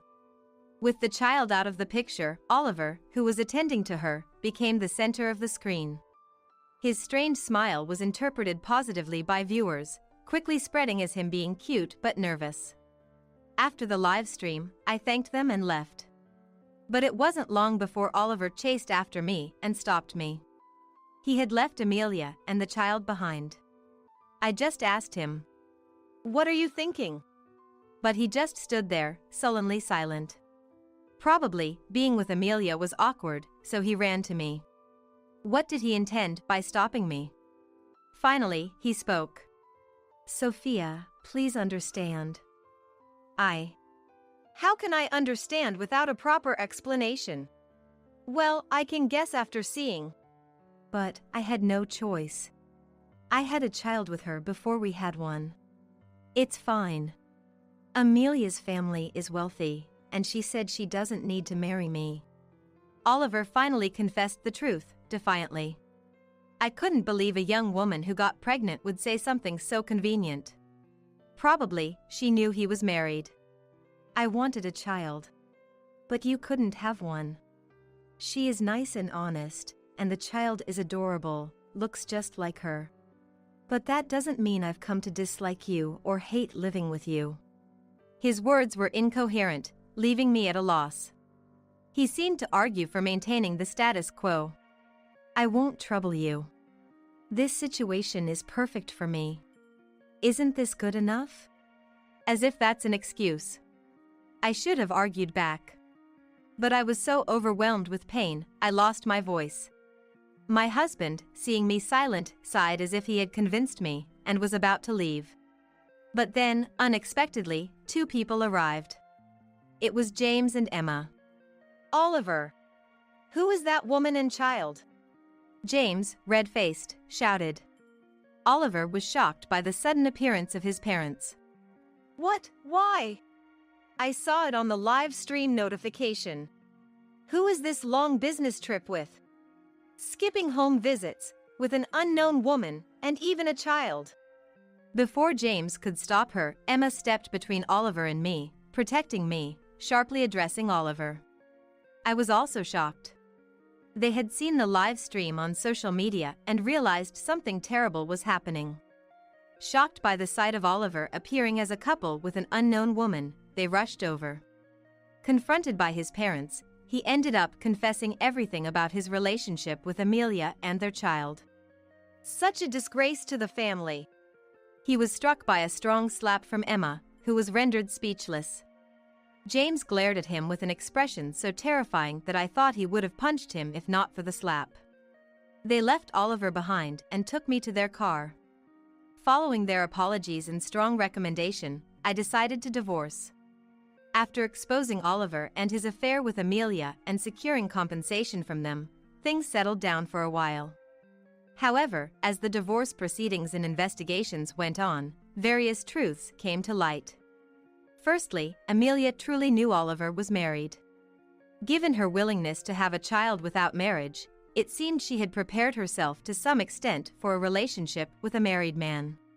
She had tried to keep the issue under wraps not just for money, but probably to keep Oliver around as long as possible. Upon realizing this, she became outraged and blocked all my social media accounts. Not only that, she started posting recklessly on various platforms, inadvertently revealing herself as the other woman, which only garnered sympathy for me. Her relationship with a married man caused trouble in her family home. Being driven out and nearly losing her home, she brazenly tried to live in my former in-laws' house. Naturally, they firmly refused to let her set foot on their property. Next, Oliver's secrets began to unravel. During the compensation claim investigation, numerous women and men connected to him came forward. It turned out he had repeated affairs during his business trips, with several partners over multiple occasions. Some of these affairs involved women who were engaged or married. I decided to send the data from the infamous live stream. A little investigation would reveal that I, the legitimate wife, was the streamer, and the people on camera were Oliver's mistress and their child. As a result, women who were deceived into thinking he was single and husbands whose wives were taken from them became angry and sued Oliver. He faced lawsuits from many people, including me, with no choice but to accept them all. As the truth about my husband continued to emerge, Amelia fled with her child. Probably fed up, she chose to escape from her relationship with him. The turmoil she caused on social media calmed down, and her accounts disappeared, so I decided to let her be. However, considering her nature of boasting about affairs on social media, it was unlikely she would just disappear. Sure enough, Amelia started posting under a completely different account. But her posts, portraying herself as a tragic heroine, were quickly identified and sparked outrage. Subsequently, she would delete her account when things got bad and create new ones, like a phoenix rising from the ashes. Abandoned even by Amelia, Oliver apparently turned to his parents in the end, but their learning about his multiple affairs infuriated them further. Without any apology and only asking for help because he was in trouble, the parents-in-law decided to sever ties with their son. After the infidelity scandal, Oliver was burdened with a significant amount of compensation. As legal proceedings progressed, inquiries from mistresses and their husbands poured into his company, complicating the situation further. Worse still, this wasn't the worst outcome. His face being exposed on social media and the revelation of a child from an affair was an unprecedented scandal, especially since it happened during a business trip. The information spread quickly, and comments of shock and anger flooded related facilities and reviews associated with his company. The drop in trust due to the scandal spread both internally and externally, prompting the management to feel a sense of crisis and rush to devise strategies. However, not being familiar with crisis management, they were forced to hastily consult experts and develop communication strategies. Meanwhile, they instructed employees to provide accurate information, desperately trying to quell the confusion. The scandal led to numerous inquiries and criticisms from both inside and outside the company, rapidly tarnishing Oliver's reputation. He became an outcast at work, completely isolated within the company. In an uncomfortable atmosphere, the company soon wished for his resignation, and Oliver had to look for a new job. He was competent and had good sales performance. Preferred by older generations who don't use social media, he quickly found a new job. But human nature doesn't change. In less than 6 months, he was rumored to have made advances on the manager's wife and tried to expense motel charges from a business trip. He was fired and, even after joining new companies, kept causing troubles in his relationships and getting dismissed. After repeating this cycle, he is now hopping from one industry to another, being driven out from everywhere. Meanwhile, I maintained a relationship with my parents-in-law even after the divorce. Thanks to their care, I have been living peaceful days. It's because of their support that I was able to start anew after my relationship with Oliver ended. For a while after the divorce, I found it painful to take photos of children. Even though they got hurt betrayed by their son, they made an effort to show their good relationship and supported me. They helped me realize that my relationship with Oliver wasn't everything about marriage. They cared to give me the strength to believe again. One day, I captured a photo of my parents-in-law talking peacefully. I plan to feature this photo in my next online photo exhibition. They were quite embarrassed, but I think they'll be happy in the end. My name is Sarah. I am a 37-year-old stay-at-home mom. I've been married to my husband, John, for 8 years. We had difficulty having children, and it took us 4 years of fertility treatment. But our dream has finally come true. And to our surprise, we're expecting twins. I was so overjoyed that I cried in front of my doctor. When I told my husband about my pregnancy with twins, he was over the moon. Of course, my parents were delighted too. My in-laws, on the other hand, were utterly surprised. Well, isn't this something? Not only Bob, but you too, John? I wonder if we have the genes for twins running in our family. My mother-in-law said. Yes, indeed. My husband's younger brother, Bob, also has twins. Unlike us, Bob and his wife had children right after getting married. Their twin boys are currently 4 years old and at their mischievous stage. I'm quite anxious about raising twins, so it's reassuring to have someone nearby who I can consult about parenting. As the expected delivery date draws near, I struggle more with my huge belly. Being pregnant with a twin is anything but relaxing. It's a blessing to know that my twins have grown this much, without any major issues. These twins are doing their parents a favor even before they're born. I pondered, already feeling like a proud mom, as I somehow managed to get the housework done. What's this? This doesn't taste right. Despite my efforts to keep up with housework, my husband keeps complaining. I'm sorry. I couldn't taste it because I was feeling sick. What's that about? Your morning sickness should be over by now, and you should be in your stable period. Stop making excuses. There's no stable period with a twin pregnancy. Don't make excuses. You're a stay-at-home mom. At least get your cooking right. And what's with this mess? My husband is always angry and complaining. He doesn't help with anything. He won't even take out the trash. Besides my husband, who shows no sympathy, there's another one that stresses me out. What's with this mess? Just because you're pregnant doesn't mean you can slack off. I'm sorry. I've been feeling sick since morning. Seriously, can you even give birth like that? You know you won't be done after just popping babies. Your job as a mom starts only after that. Yes, I am aware. Now, go fix my lunch. My mother-in-law, who visits every day, is my biggest source of stress. My in-laws' house is about a 10-minute bike ride away. My mother-in-law shows up every day around noon, nags at me, then has me prepare lunch for her. And then she continues to nag and be mean to me until she leaves, a truly baffling behavior. I guess it's okay to leave my father-in-law on his own. I'm at my wit's end with my mother-in-law's daily assaults. I finally brought it up with my husband. Listen, my due date is approaching.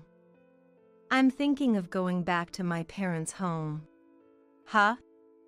Aren't you supposed to be hospitalized before your due date? Just stay here until then.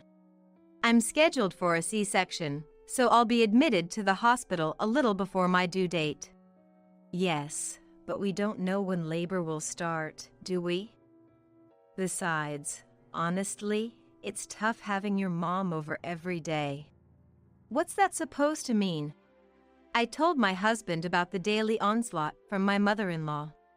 He knew she was coming over every day, but he probably didn't know that she stays for long. He looks a bit surprised. Well, I understand it might seem a bit selfish, but isn't it because she feels comfortable with you? Huh? She likes being around you. She treats you like her own daughter, doesn't she? So be a little nice to her. Well, I could stand her before my belly got big, but now it's impossible. Don't you feel anything looking at this belly?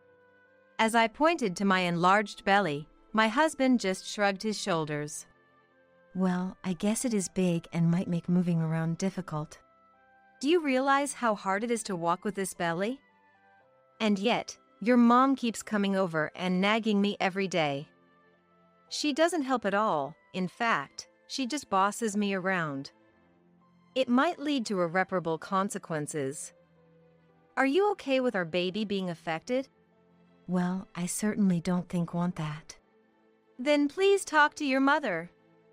If you continue to ignore me, I'll fight for myself. As I talked, my emotions ran high, and words slipped out unexpectedly. Seeing my surprise, my husband's eyes widened. What's that? Are you talking about divorce? If things remain as they are, yes. I'm really at my limit. If I continue to be troubled by my MIL. If my husband continues to side with my mother-in-law. He probably realized I was serious about it and let out a deep sigh. I understand. Really? Really? Can't you believe me? It's not like that, but... To be honest, I am skeptical. There are signs that my husband values his mother more than me. Then let's do this. Prepare the divorce papers. Huh? If you think you can't trust me and it's not going to work, you can file them whenever you want. How about that? Can you believe me now? Yes. Seeing my husband's determination, I felt relieved. After that, my husband actually prepared the divorce papers and seemed to have warned his mother. In the end, I didn't return to my parents' place, but after that day there were no more onslaughts from my mother-in-law until I was hospitalized. Then I had a C-section and safely gave birth to twins. For a while after that, I stayed at my parents' home, somehow managing the whirlwind of first-time parenthood. However, as a new mom, I was struggling raising my twins. Then one day, my husband came to visit me at my parents' place. Can you come back home soon? Huh? It hasn't even been a month yet? It's already been a month. Aren't you just having too much fun while leaving the house? Fun. I have no such time. Being a mother to twins is tough. I'm enduring my painfully slow recovery from childbirth because of my advanced age, and yet I'm still taking care of our kids. So what if you're old? There are plenty of people who don't return to their parents after giving birth. Stop being such a baby. Just come back home already. After saying those harsh words behind, my husband left. Didn't he come to see our kids? Without even properly looking at his children or holding them, my husband left just like that. While calming down my crying twins, I too became sad and shed tears. Not wanting to strain our marriage, I returned home, shaking off my parents who tried to hold me back. You finally came back. Do you even understand what it means to be a wife? The moment I opened the door, these were the words that came out of my mother-in-law's mouth. She was waiting for me, standing there like a guardian statue. Exhausted, I found it hard to even respond, so I silently walked past my mother-in-law. Hey! Don't ignore me! Ignoring these words as well, I entered the room and was left speechless. I can't call this place my home. Looking at the disastrous state of the house, I unwittingly muttered these words. The kitchen was piled with dishes, with no space for cooking. The floor was covered with discarded clothes, garbage from empty lunchboxes, and more. And to think I had just been away for about a month. Mother-in-law, did you come here while I was away? I was here all the time. I was worried about my son struggling alone. So you were here all the time, and we still have this mess. Worried about your son. And yet you just let our room turn into a mess? Anyone would fall sick in an environment like this. And it's unsanitary for my babies. She's raised kids before. Does she not even care about basic hygiene? First, I will put my twins to sleep in the bedroom where their crib is set up. Then I started to clean up. Phew, I guess this will do for now. Just when I finally finished cleaning up. Wah! I don't even have a moment to catch a breath with my crying babies. By the time I finished cleaning, the sun was already starting to set. You're finally done? You're so slow, my mother-in-law said, while she sat on a chair and sipped her tea. It took everything in me to not splash her tea over her head. As my face strained while feeling my babies, my mother-in-law set down her teacup with a clink and looked at me, saying, "Oh, by the way, starting this weekend, Bob's twins will be coming over. You don't mind looking after them, do you?" "Excuse me?" I was so shocked that I had to take a long pause before responding. I mean, I didn't understand what she just said. "Could you please repeat that?" I said, "Bob, my youngest son. The twins from his family are going to be staying with us on weekends from now on." "What do you mean by that?" "We're doing this to give Bob and his wife a break. You're having an easy time with your own twins who just sleep all day, so it's only fair that you do this for them, right?" I don't understand what she means. I'm just dumbfounded. I'm not having an easy time at all. In fact, I'm so busy I barely have time to sleep. With the situation at home now, things are only going to be more rough. What on earth is my mother-in-law saying? What's so hard about being a stay-at-home mom? I'm giving you a job to do, be grateful and accept it. I can't. You just can't because you're inefficient with housework. Don't make your incompetence an excuse. It's been decided, this is a done deal. With that, she left. Just like my husband, she states her piece and leaves without hearing me out. But now isn't the time for me to be impressed at how similar my husband is to his mother. Like mother, like son. All panicked, I called my husband, who should still be at work. "What's up?" "I'm busy right now." "Listen, your mom just said the most outrageous thing. She wants us to look after Bob's twins on the weekends." "Oh, that. You knew about this." I couldn't believe my husband knew about this. "Why didn't you say no?" "Well, Bob's family is having a tough time. They can't even eat out because the twins are so rowdy, and they don't get any rest or time to enjoy themselves." "Don't you feel bad for them?" "Yeah, that must be rough, but why does that mean we have to take care of them? Your mom and dad can take care of them instead." "Mom and dad are too old for that. You want to put all that burden on them? You're so cold-hearted." "What about me? I'm already overwhelmed with taking care of our own twins." "Babies are easy, they just sleep, eat, and sleep again. It's not that hard." "Oh, and don't slack off on housework. I won't allow any excuses. Keep that in mind. If you refuse, we're getting a divorce." "What? Aren't you going to help?" "Me? No way. You want your hard-working husband to work even on his day off? You're a devil. There's no point in talking to them. Both my husband and my mother-in-law are the absolute worst. It feels like I'm talking to a wall." I ended the call in silence. Even with all the crap that I've been enduring, to my surprise, I'm still cool-headed. I decided to call elsewhere. A few minutes later, having ended the call, I found myself gazing at my sleeping twins.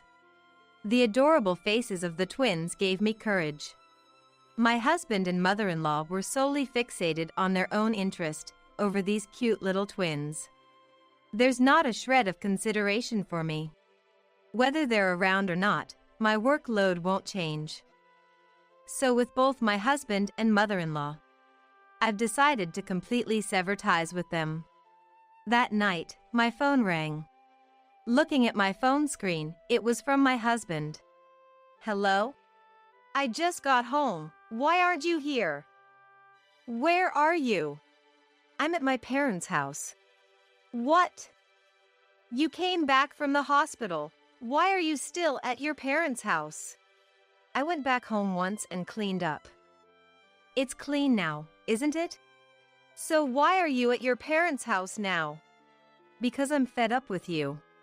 With that, I ended the call and then turned off my phone. I thought he might call my parents' house, but perhaps it was awkward for him if my parents picked up, so no call came. Instead, the next morning, my husband showed up. Hey, Sarah. You're here, aren't you? What the hell are you thinking? To my surprise, my mother-in-law was with him. The lovely mother-son duo had made their appearance. Can you not cause a scene this early in the morning? As I responded with a displeased face, my husband yelled, What the hell do you think you're doing?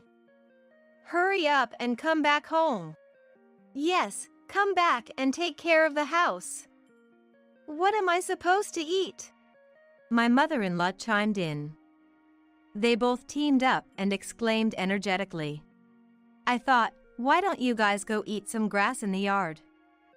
But it wasn't the right time to strike back. I gave a cold stare to the two who were pressing me and clearly stated, My home is here. I'm not going back to the house where you guys stay. What? Are you saying you're going to get a divorce? Yes. Matter of fact, I submitted the divorce papers last night. You said it yourself. That I can turn in the papers whenever I want, if things don't work out for me. You said the same thing yesterday. That's just a figure of speech. It's just to show my determination. Who would even take that literally? I did. My husband seemed to be at a loss for words. Sarah, you're just mentally unstable from giving birth, aren't you? Get another marriage certificate and come back. If you do what you're supposed to do, I'll forgive you. My mother-in-law took over, trying to convince me. Go back, take care of you, and look after your other son's twins on the weekends. Is that what you want? I asked, confirming what my mother-in-law wanted out of me. Of course. I decline. What did you say? First of all, does Bob know that I am taking care of his kids? Huh? Bob didn't know that I was taking care of them, did he? Upon hearing this, my mother-in-law's face turned pale in an instant. Indeed. To my disbelief, my mother-in-law decided on her own to make me take care of Bob's twins. In fact, I had called Bob after I talked with my husband last night. When I explained the situation, Bob was very surprised. You're already taking care of your own twins, aren't you? I wouldn't dream of burdening you with our kids too. Sure, our twins can be a handful, but we love them to pieces. If we left them with you on our days off, we wouldn't get to play with them. In other words, my mother-in-law had taken upon herself to assume that Bob and his wife, who had casually mentioned that raising twins is hard, needed help. And so, she decided to take in the twins on her own. And then she tried to delegate the responsibility to me. I could never understand her. The divorce proceedings are done. Can you please leave now? There's no way I can accept this. My husband insists stubbornly. Can you stop already? All of a sudden, I heard someone yell from behind. When I turned around, my father was standing there. Dad! He was flustered. You've been saying some pretty selfish things. Have you ever helped out around the house? Do you even look after the twins at all? My husband was searching for words in response to my father's questions. I'm tired from work. Oh? Yet I hear that you take breaks all the time without doing any significant work? Even when everyone else is working overtime, you always leave work on time. And yet I hear that you're always coming home late. Are you having an affair? No. I was just hanging out. Really now? You push all the housework and childcare onto my daughter and then go have fun. You have it easy, don't you? Well, that's... In reality, my husband was employed at the company my father runs. While it's a small-scale business, it has a fair number of employees. And among them, my husband had been loafing around, acting high and mighty because he's the CEO's sister-in-law. This fact came to light when my father conducted an internal investigation. I had believed he was working hard late into the night, so I can't believe this. I will ask you to quit the company due to your problematic behavior. There's no reason to keep someone who's not a family member any longer since you've divorced my daughter. What? No way. Get out of here. I'll give you a formal notice tomorrow. Make sure to quickly pack your things at the office early in the morning. Huh. My husband turned pale hearing my father declare his termination. No, my ex-husband. My father turned his back on my ex-husband, and as I was about to enter our home, my ex-husband did something completely unexpected. My ex-husband forcefully pushed me aside and tried to barge into our home. Hey, what are you doing? My ex-husband was attempted to shove my father away. Move. Hand over my kids. If they're with you, you'll come back, right? My ex-husband was yelling nonsense. Don't be absurd, using your own child as a hostage. Shut up. It's because you won't come back.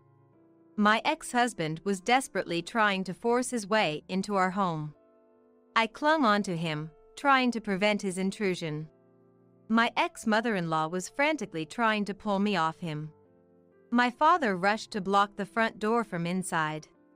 It was an utter chaos. If I let him take away my children, only the absolute worst would be waiting for all of us. I screamed at the top of my lungs, "Stop." Just then, I thought I heard the siren of a police car approaching, followed by a sharp brake noise in front of our house. Officer, over here! Mom?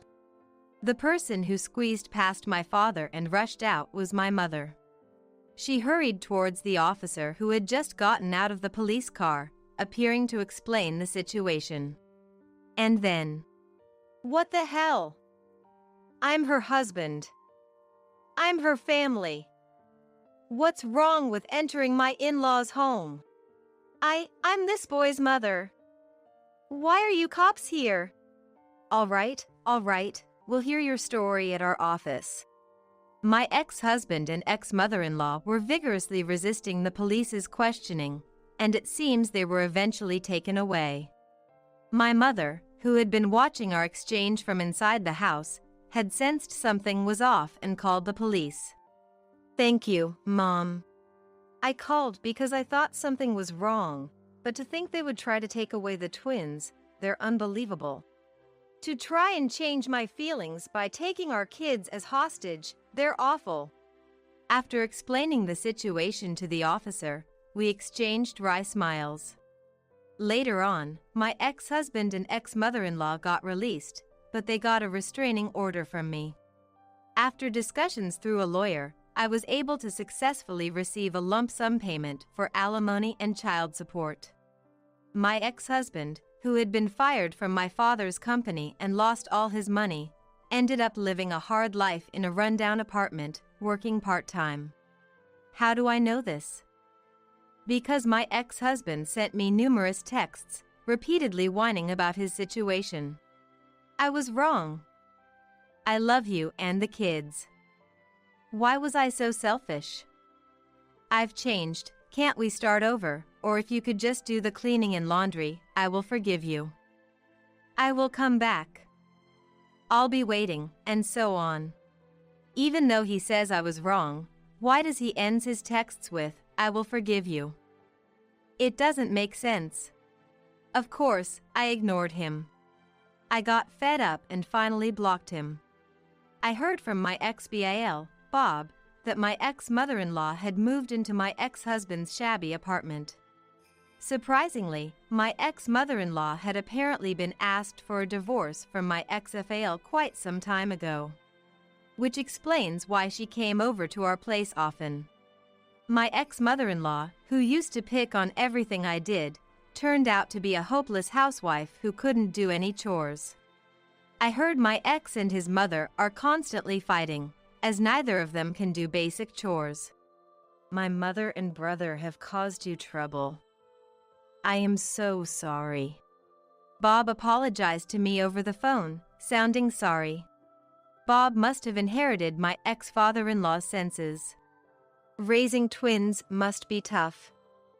Please don't hesitate to consult me or my wife. His supportive words made me very happy.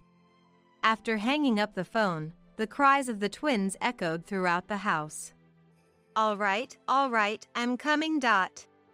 As I peacefully watch my adorable twins grow, I feel nothing but happiness. What do you think the time is?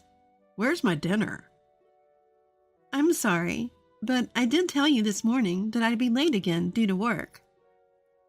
You think I can remember every little thing like that? Ugh. I wish I could just ditch my old wife and marry a younger woman. Whenever my husband has a complaint, he jumps to the idea of getting rid of his old wife. Today, he is griping about a late dinner, even though I had told him that I'll be late because my part-time job is busy right now. He conveniently forgets his own forgetfulness. My name is Lissa. I've been married to Jimmy, who was frequenting my workplace for 13 years. What should have been a happy married life soured due to conflicts with father-in-law who lives nearby. Jimmy's philosophy of out with the old, in with the new all comes from father-in-law. Father-in-law regrets that mother-in-law was 3 years older and treats mother-in-law like an old lady every chance he gets. Father-in-law wanted Jimmy to marry a younger woman and made a displeased face when he found out I was 2 years older at our first meeting. Why would you settle for leftovers? Think about it. But since father-in-law didn't like me, mother-in-law and sister-in-law were kind to me. Mother-in-law, who loves hot springs, was very pleased when I took her and sister-in-law to the spa. On a day off, I pretended to go to the spa with mother-in-law, but went straight to Home Depot instead. After shopping for various items, I U-turned home about an hour later. When I quietly unlocked the door, I heard water running in the bathroom. Apparently, Jimmy was in there. As I tiptoed down the hallway, I heard a woman's laughter from the bathroom. I knew it. I felt a cold chill run down my spine. Jimmy had brought a woman home, and they were together in the bathroom. Flashback, several hours earlier. Lissa, you're going to the spa with Mom tomorrow, right? Yeah, sorry. Shall we cancel tomorrow? No, it's fine. You haven't been in a while, so take your time. Enjoy some good food, he said, handing me a $100 bill. Jimmy, who usually complained when I came back late from being with mother-in-law, unusually allowed me to return late, and even gave me some spending money? Something was off. Could this be the phenomenon of when a husband cheats, he becomes kinder to his wife? Feeling guilty about cheating, a husband becomes excessively kind to his wife, giving her unusual gifts, which gives away the infidelity. Jimmy's next action confirmed my suspicions. I'm going to take a shower now. Jimmy briskly headed to the bathroom, even taking his mobile phone. Normally, Jimmy hated showers, calling them a hassle. He never went to the bathroom unless I nagged him. Afterwards, He'd wander around in just his underwear, refusing to dress, saying, "It's my house. What's wrong with doing as I please?" By the way, Jimmy never used his mobile phone to listen to music in the bathroom. So why would he take his phone into the bathroom? It meant either he had someone he wanted to contact immediately or didn't want me to see his phone. Both scenarios point to one fact. Jimmy is having an affair.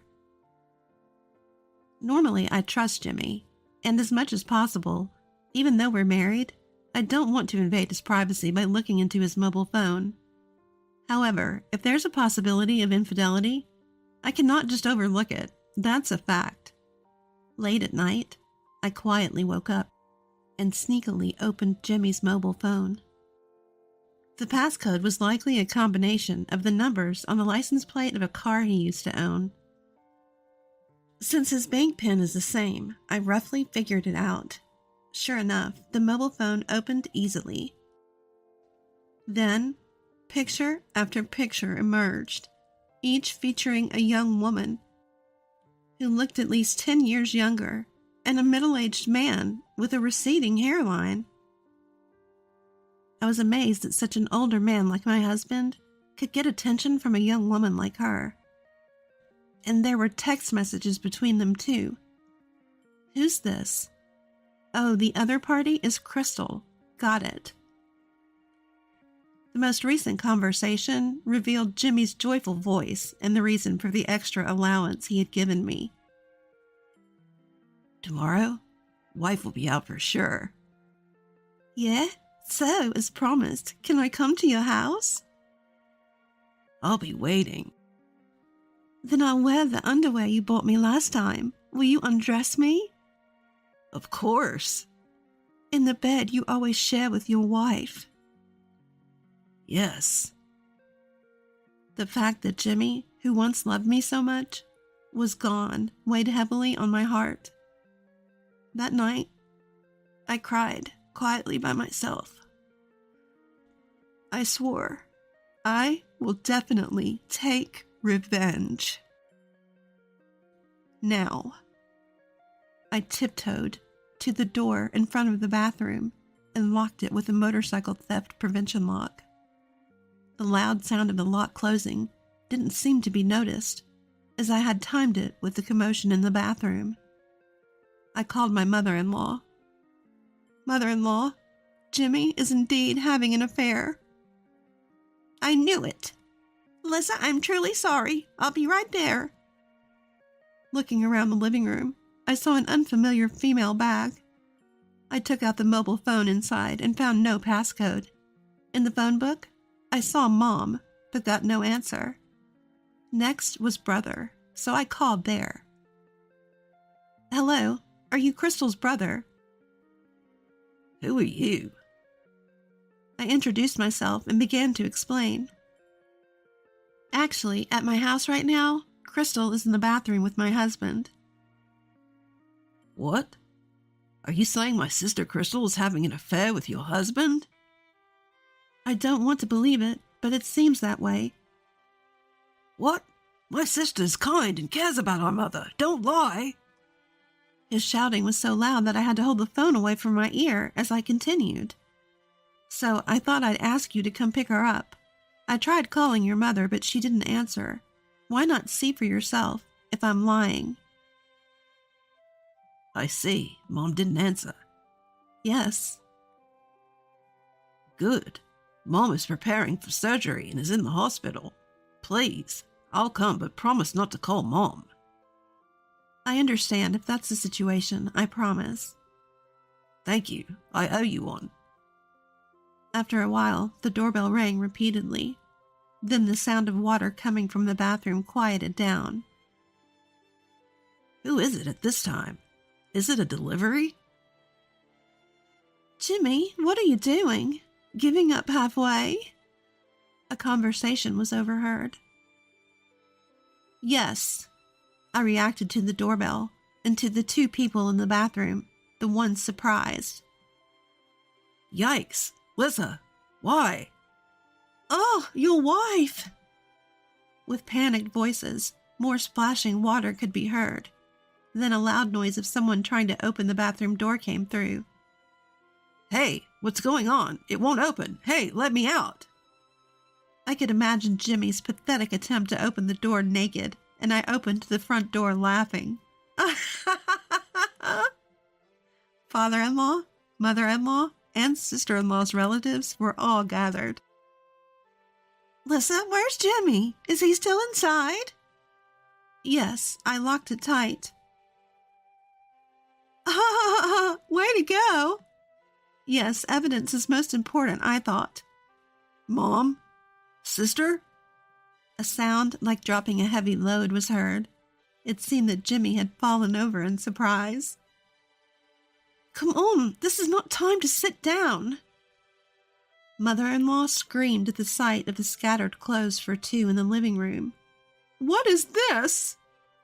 Evidence number 2. I'll collect it now. I picked up the woman's clothing and unlocked the bathroom. Inside were 2 pale-faced individuals wrapped in bath towels. Here's Crystal's clothes. Please come out once you've dressed. Hey, what about mine? Jimmy, this should be enough for you. Just underwear? Well, Jimmy, you always wear underwear only after a bath, don't you? After a while, the 2 seemed resigned and came out of the bathroom. Jimmy was in his underwear, and his wet hair was plastered thinly to his forehead. Lissa, I'm sorry. I'll grant you any wish. Please forgive me. A divorce will suffice. Don't rely on my money. What? But you said you don't need an older wife. A woman who scatters clothes all over the living room is no better than Lissa. Cheating is your own fault. You'll have to work daily jobs or whatever to earn the divorce settlement. No way, Dad. Just then, the doorbell rang, announcing a visitor. When I responded, Crystal screamed at the sight of the man on the monitor. My brother! I'm sorry, I called him. It's not fair to only Jimmy. He'll kill me. Oh, Crystal, are you okay? It's not me. It's Jimmy who's not okay. My brother is a former fighter. What? Opening the door, a tall man was already bowing deeply. I'm Mike, Crystal's brother. I apologize for the trouble my sister has caused you. No need to apologize, sir. Anyway, please come in. Excuse me, Crystal? Mike stood up. A muscular man who appeared to be 6'5" tall. He walked into the living room, then looked straight at his sister with sharp, animal-like eyes. Crystal looked like she was about to cry. Crystal, did you really have an affair with this man? His sister nodded with a pale face. Mike slowly shifted his gaze to Jimmy, coming close enough that their noses almost touched. Jimmy was unable to even meet his eyes, frozen in terror by the intensity of Mike's gaze. You tricked and toyed with Crystal. Jimmy froze, unable to move. What's going on? Jimmy, who was firmly grabbed by the shoulders and couldn't escape, nodded his head like a broken doll. Mike laughed at himself, saying, Oops, it's unprofessional to hit an amateur. And released Jimmy's shoulders, bowing his head deeply again. Listen, family, my sister has truly caused you trouble, but I still can't believe it, even hearing it from Crystal's mouth. My sister has had a crush on someone. Well, he's my disciple. If he was willing, I was planning to let them marry. With Mitch? Crystal's cheeks turned red and her eyes sparkled. Well, that's all ruined now. No way. Of course. You, trying to be happy by stealing someone else's happiness? What are you thinking, huh?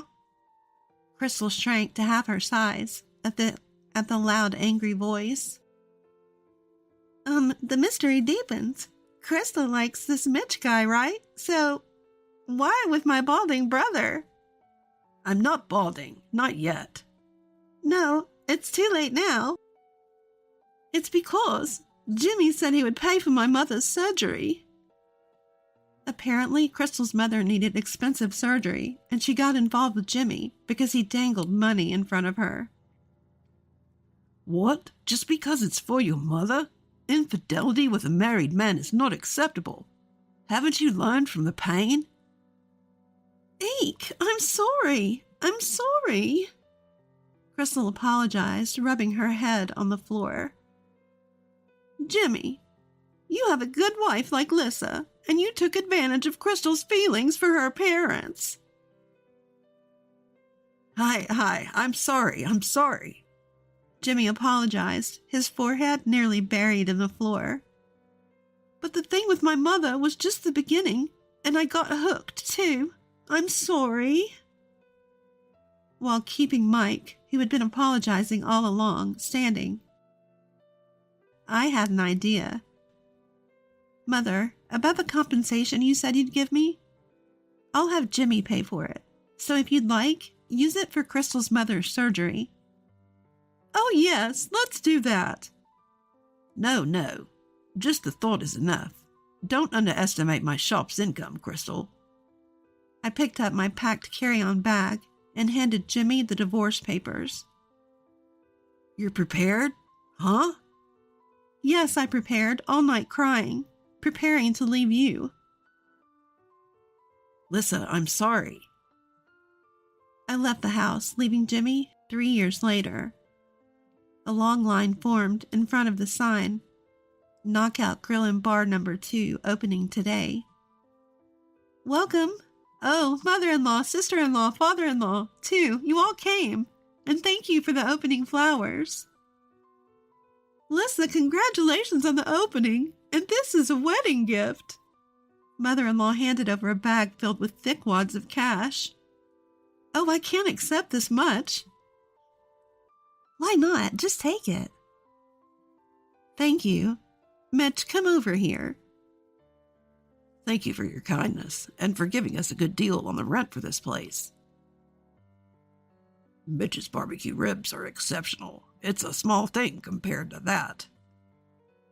I thought that after the divorce, I wouldn't see mother-in-law and the others again, and felt lonely. But mother-in-law and the others still called me and invited me to the spa. The only thing that's changed is what's written on paper, they said, so I remained a spa buddy with mother-in-law and sister-in-law just like before. After learning about Mike's shop through Crystal's situation, and since father-in-law loved barbecue ribs, we became captivated by their deliciousness. When Mitch, who was training at Mike's shop, confessed to me, I initially refused since he was 7 years younger. But surprisingly, father-in-law approved. Lissa, I was wrong. I'm sorry. Your calm and generous handling of Jimmy's affair was impressive. That's when you see the difference in people. There's nothing better than an older wife. I do wish you'd reconcile with Jimmy, but thinking of your happiness, isn't being with Mitch the best thing for you? And now, Mitch and I are married. And Mitch, who rented land from father-in-law, decided to open a shop there under a franchise agreement with Mike's shop.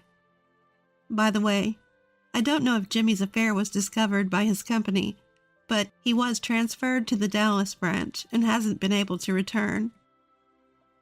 Speaking of which, it's good that Mike's mother is doing well. How's Crystal? Mike is helping out today as well. She's transferred to Seoul, heartbroken. It's her own fault. Ha ha ha ha ha. Crystal, who broke up with Jimmy, confessed to Mitch, but was rejected, saying, I have someone I like. Mitch asked me out right after that. Yes, it's really delicious. It's getting great reviews on social media, too. Thank you. It's all thanks to you. The time when Jimmy was cheating in the bathroom now seems like the lowest point in my life. Step by step, I built bonds with various people, and now I'm here. From now on, Mitch and I want to live happily by continuing to make delicious barbecue ribs, putting our hearts into each dish. Let's go on a trip for our wedding anniversary. You're always working so hard and we deserve a treat. Exactly. For our first wedding anniversary, I went all out and booked a room at a luxury hotel frequented by celebrities. I did this solely to make my husband happy, but it turned out to be the catalyst for everything that followed. Rewind to a year ago. I, Chloe, was 28, and my husband Logan was 26. We got married without dating, what you might call a 0-day marriage. We met on a dating app, which I joined on a whim after having a few drinks. I was initially against dating apps. 90% of 28-year-old women's meetings are about beauty and romance. At 28, conversations with my girlfriends were mostly about beauty and relationships. It seemed like everyone was getting married and I was getting sick of people flaunting their happiness on social media. Then, one of my friends started using a dating app. I was skeptical but intrigued. The stories about the unknown world are interesting, and the drinks go well. The more I heard, the more interested I became. So I joined the app while a bit tipsy. The next day, when my hangover finally wore off, I was shocked. My inbox was flooded with messages. Since I've started this, why not have a little fun? That's what I thought as I replied to some messages out of curiosity. I chatted with a few people, but conversations with strangers usually fizzle out. The only person who caught my interest was Logan. After about a month of back and forth, we decided to meet. Maybe because we'd been talking every day, meeting for the first time felt like catching up with an old friend. On the first day we met, Logan said, "Let's date with the intention of getting married." I had a feeling it would come to this. Of course, I had my doubts, but I went with it. Since we were considering marriage, we quickly arranged a family meeting. Looking back, I was definitely caught up in the moment. My parents were shocked, but they were happy about their usually unromantic daughter's sudden announcement. Then came the family meeting at Logan's house. In hindsight, I should have sensed something was off. "Mom, I brought home my future wife," Logan announced, clearly excited. I felt a bit embarrassed, but Logan's mom, Grace, and his sister, Lily, came out with the same level of enthusiasm. When I greeted them, "Nice to meet you," Grace said, "Absolutely, nice to meet you too. Let's drop the formalities. We're becoming family after all." I felt happy, thinking what a wonderful family they were. The tension quickly melted away, and it felt like we'd known each other for years. Just when I thought it was time to leave, Lily asked, "So, how much do you make a year? We're family now, no secrets, right?" I was a bit taken aback by the sudden intrusive question. Logan jumped in, "I've just changed jobs, so I'm making an entry-level salary. But she's been a nurse for 8 years, so she makes twice as much as me." It was true, give or take. I didn't want to get into details, so I just laughed it off. Grace then said, "Wow, you're rich. What a fortunate marriage," and patted Logan's shoulder. He seemed proud for some reason. I felt a bit uneasy, but didn't think too much of it at the time.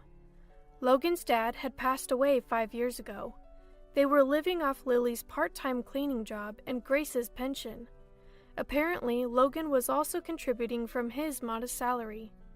Grace then asked, "So, where will you live? In an apartment?"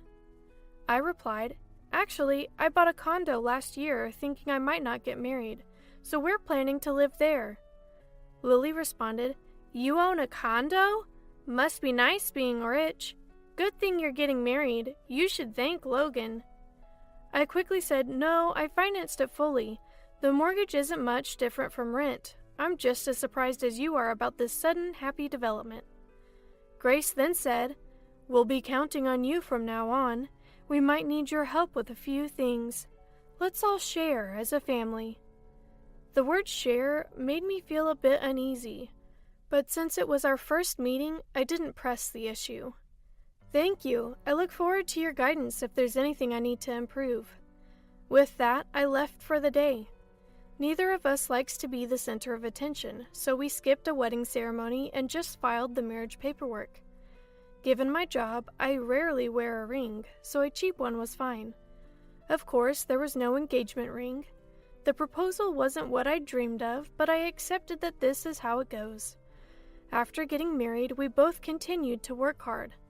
I was in charge of the finances. I started saving bit by bit, creating a small cushion for our lives. However, an incident occurred after 6 months of marriage. I noticed that $2,000 had been withdrawn from our account a few days earlier. The only person who could have done it was Logan. I confronted him that night. "Did you know $2,000 was taken from our bank account? If you didn't, we need to contact the bank." Logan looked startled for a moment, but quickly became defiant. "I lent it to my mom because she said she needed it. It's just a loan, what's the big deal? It's my money too." I was furious and shot back. "Why would you do that without telling me? We could have discussed it. Yes, it's your money, but it's also mine. When will it be paid back?" Logan retorted, "Who cares? She's family. She won't run away. You're really annoying about money." Logan always gets cocky when we argue. Frankly, it's exhausting. But I had a suspicion. I'd seen Logan's mom tell him she'd won $300 on a slot machine, so I figured she was gambling. They're not struggling that much financially. They own their home, and there's a pension and Lily's part-time income. They're not concerned about appearances, so they usually wear the same clothes and eat instant food because they don't like cooking. But the $2,000 incident changed something in me. Until then, all our savings were joint, but I contribute more. From then on, I decided to save the extra money separately. Still, I thought Logan was fine as long as the in-law situation didn't come up. He was working, after all. Then came our first wedding anniversary. We're usually far from extravagant, but I thought we could splurge a bit for our anniversary. I was excited to announce a surprise trip when I got home, but Lily was there. She's been coming over frequently lately, eating dinner and leaving. I was starting to feel stressed about coming home to find Lily there after a long day of work. In hindsight, the timing for announcing the trip was bad. I was probably too eager to share the news about the hotel reservation I'd worked hard to get. Logan's eyes lit up when he heard about the trip, but the person who reacted even more was Lily. "What? Is it that hotel they show on TV? That's not fair. How did you manage to book a luxury hotel?" I confidently said, "So, we've never been on a trip just the two of us, so we decided to splurge this time. I was glued to the computer on the day the bookings opened. The slots fill up in an instant, so it was nerve-wracking," I shared. My sister-in-law retorted, "Wow, how unfair of you. Just because you're a nurse and can go on trips any time doesn't mean you should. My mom and I struggle to make ends meet. We should be the ones going on this trip. Consider it an act of filial piety and give it to us." I had forgotten, but my sister-in-law loves to travel even though she claims to be broke. She has the time because she works part-time and takes local trains to go anywhere. Even worse, she's a habitual fare dodger, getting off at unmanned stations. She shamelessly brags about it. I honestly don't want anything to do with someone who acts like this. There's no way I'm giving up our trip to her. I firmly refused. "Absolutely not. We've been saving up for this trip. Logan works hard. We haven't even had a wedding ceremony, let alone a honeymoon, so we're splurging this time." Sister-in-law, looking displeased, said to Logan, "You married an awful wife who can't even appreciate her in-laws. This is what happens when someone in the family marries a weirdo. You should divorce her, just like I did." Logan looked down and said nothing. That made me even angrier. Sister-in-law, feeling uncomfortable, muttered, "Such an arrogant daughter-in-law," and left. Logan looked puzzled as he watched her leave. The excitement for the trip was ruined. We went to bed that night in an awkward silence. I usually feel better after sleeping on it, and I had no intention of dwelling on yesterday's tension. But then something unexpected happened. The next day, Logan said something unbelievable when I got home from work. I went to go on the trip with my mom and sister, just the 4 of us. I couldn't comprehend what he was saying. I was, of course, against it. I had noticed Logan's phone buzzing with texts late into the night. I'm sure sister-in-law and my mother-in-law had been filling his head with nonsense. Logan said, "I never thought you'd be so heartless. Marriage is about families coming together, not just individuals. If you're going to be like that, then you don't have to go. Am I wrong?" He's completely wrong. I get the family connection, but that's not the point. He must have been manipulated by his family since last night. We couldn't agree, and the conversation went nowhere. I was saddened that a trip meant to bring joy had led to this. The next day, with an awkward atmosphere, I came home to find mother-in-law and sister-in-law there. Mother-in-law said with a smug look, "Oh, welcome back. We've settled the trip issue. Stop fighting. The trip will be for me, my daughter, and my son." I was too shocked to speak. I asked Logan, "This makes no sense. What happened? Explain." Though I doubt any explanation will satisfy me. Logan said, "It's just as my mom said. I told her about our recent issues and she came up with a solution. I'm going, you're staying. That's it." I finally lost my temper. What? That's not a solution at all. Why are you guys even going on a trip? Are you all out of your minds? 3 of you and not one sensible thought among you? Logan explodes with anger. "Watch your mouth. Your job is to work and bring money home. That's your only purpose in life. You're just a leftover nurse. That's why we got married. Just work and stop complaining." Yes, that's right. Logan shows his true colors as a psychologically abusive husband. He hurls insults like you'd see in a drama. I start to feel foolish for all the effort I've put in for Logan so far. My sister-in-law, who has been watching all this, says, "Well, whatever, we're going on that trip. Fighting won't solve anything. We're leaving, so make up already." I can't take it anymore. I can't stand how he's dependent on his mother and sister. I want to cherish those who cherish me, but I don't need to cherish Logan or his family anymore. My feelings have cooled off so much, it's like I've been dreaming this whole time. I don't want to go on a trip with someone I dislike so much. If your family is so important to you, I want a divorce. There's no point in being together anymore. Let's divorce just like Lily suggested. I can't think of any other way, I say. Fine. Let's talk about it seriously after the trip. For now, the trip is the priority. This is getting nowhere. I don't want to go on this trip anymore. I decide to give in and let his family have their way. When I tell Logan, he says, "I knew you'd understand. That's why you're my wife. I'll buy you a souvenir. You probably want some time alone, too. Just relax." Logan is excitedly calling his mother-in-law. His joyful laughter irks me. But that's okay. I've made up my mind. I contact the hotel and change the reservation to Logan's name. I even managed to change it to a trip for 3 people on the day of the trip. I take a day off to see them off. The 3 of them leave completely excited. They even bring suitcases for just a 1-night, 2-day trip.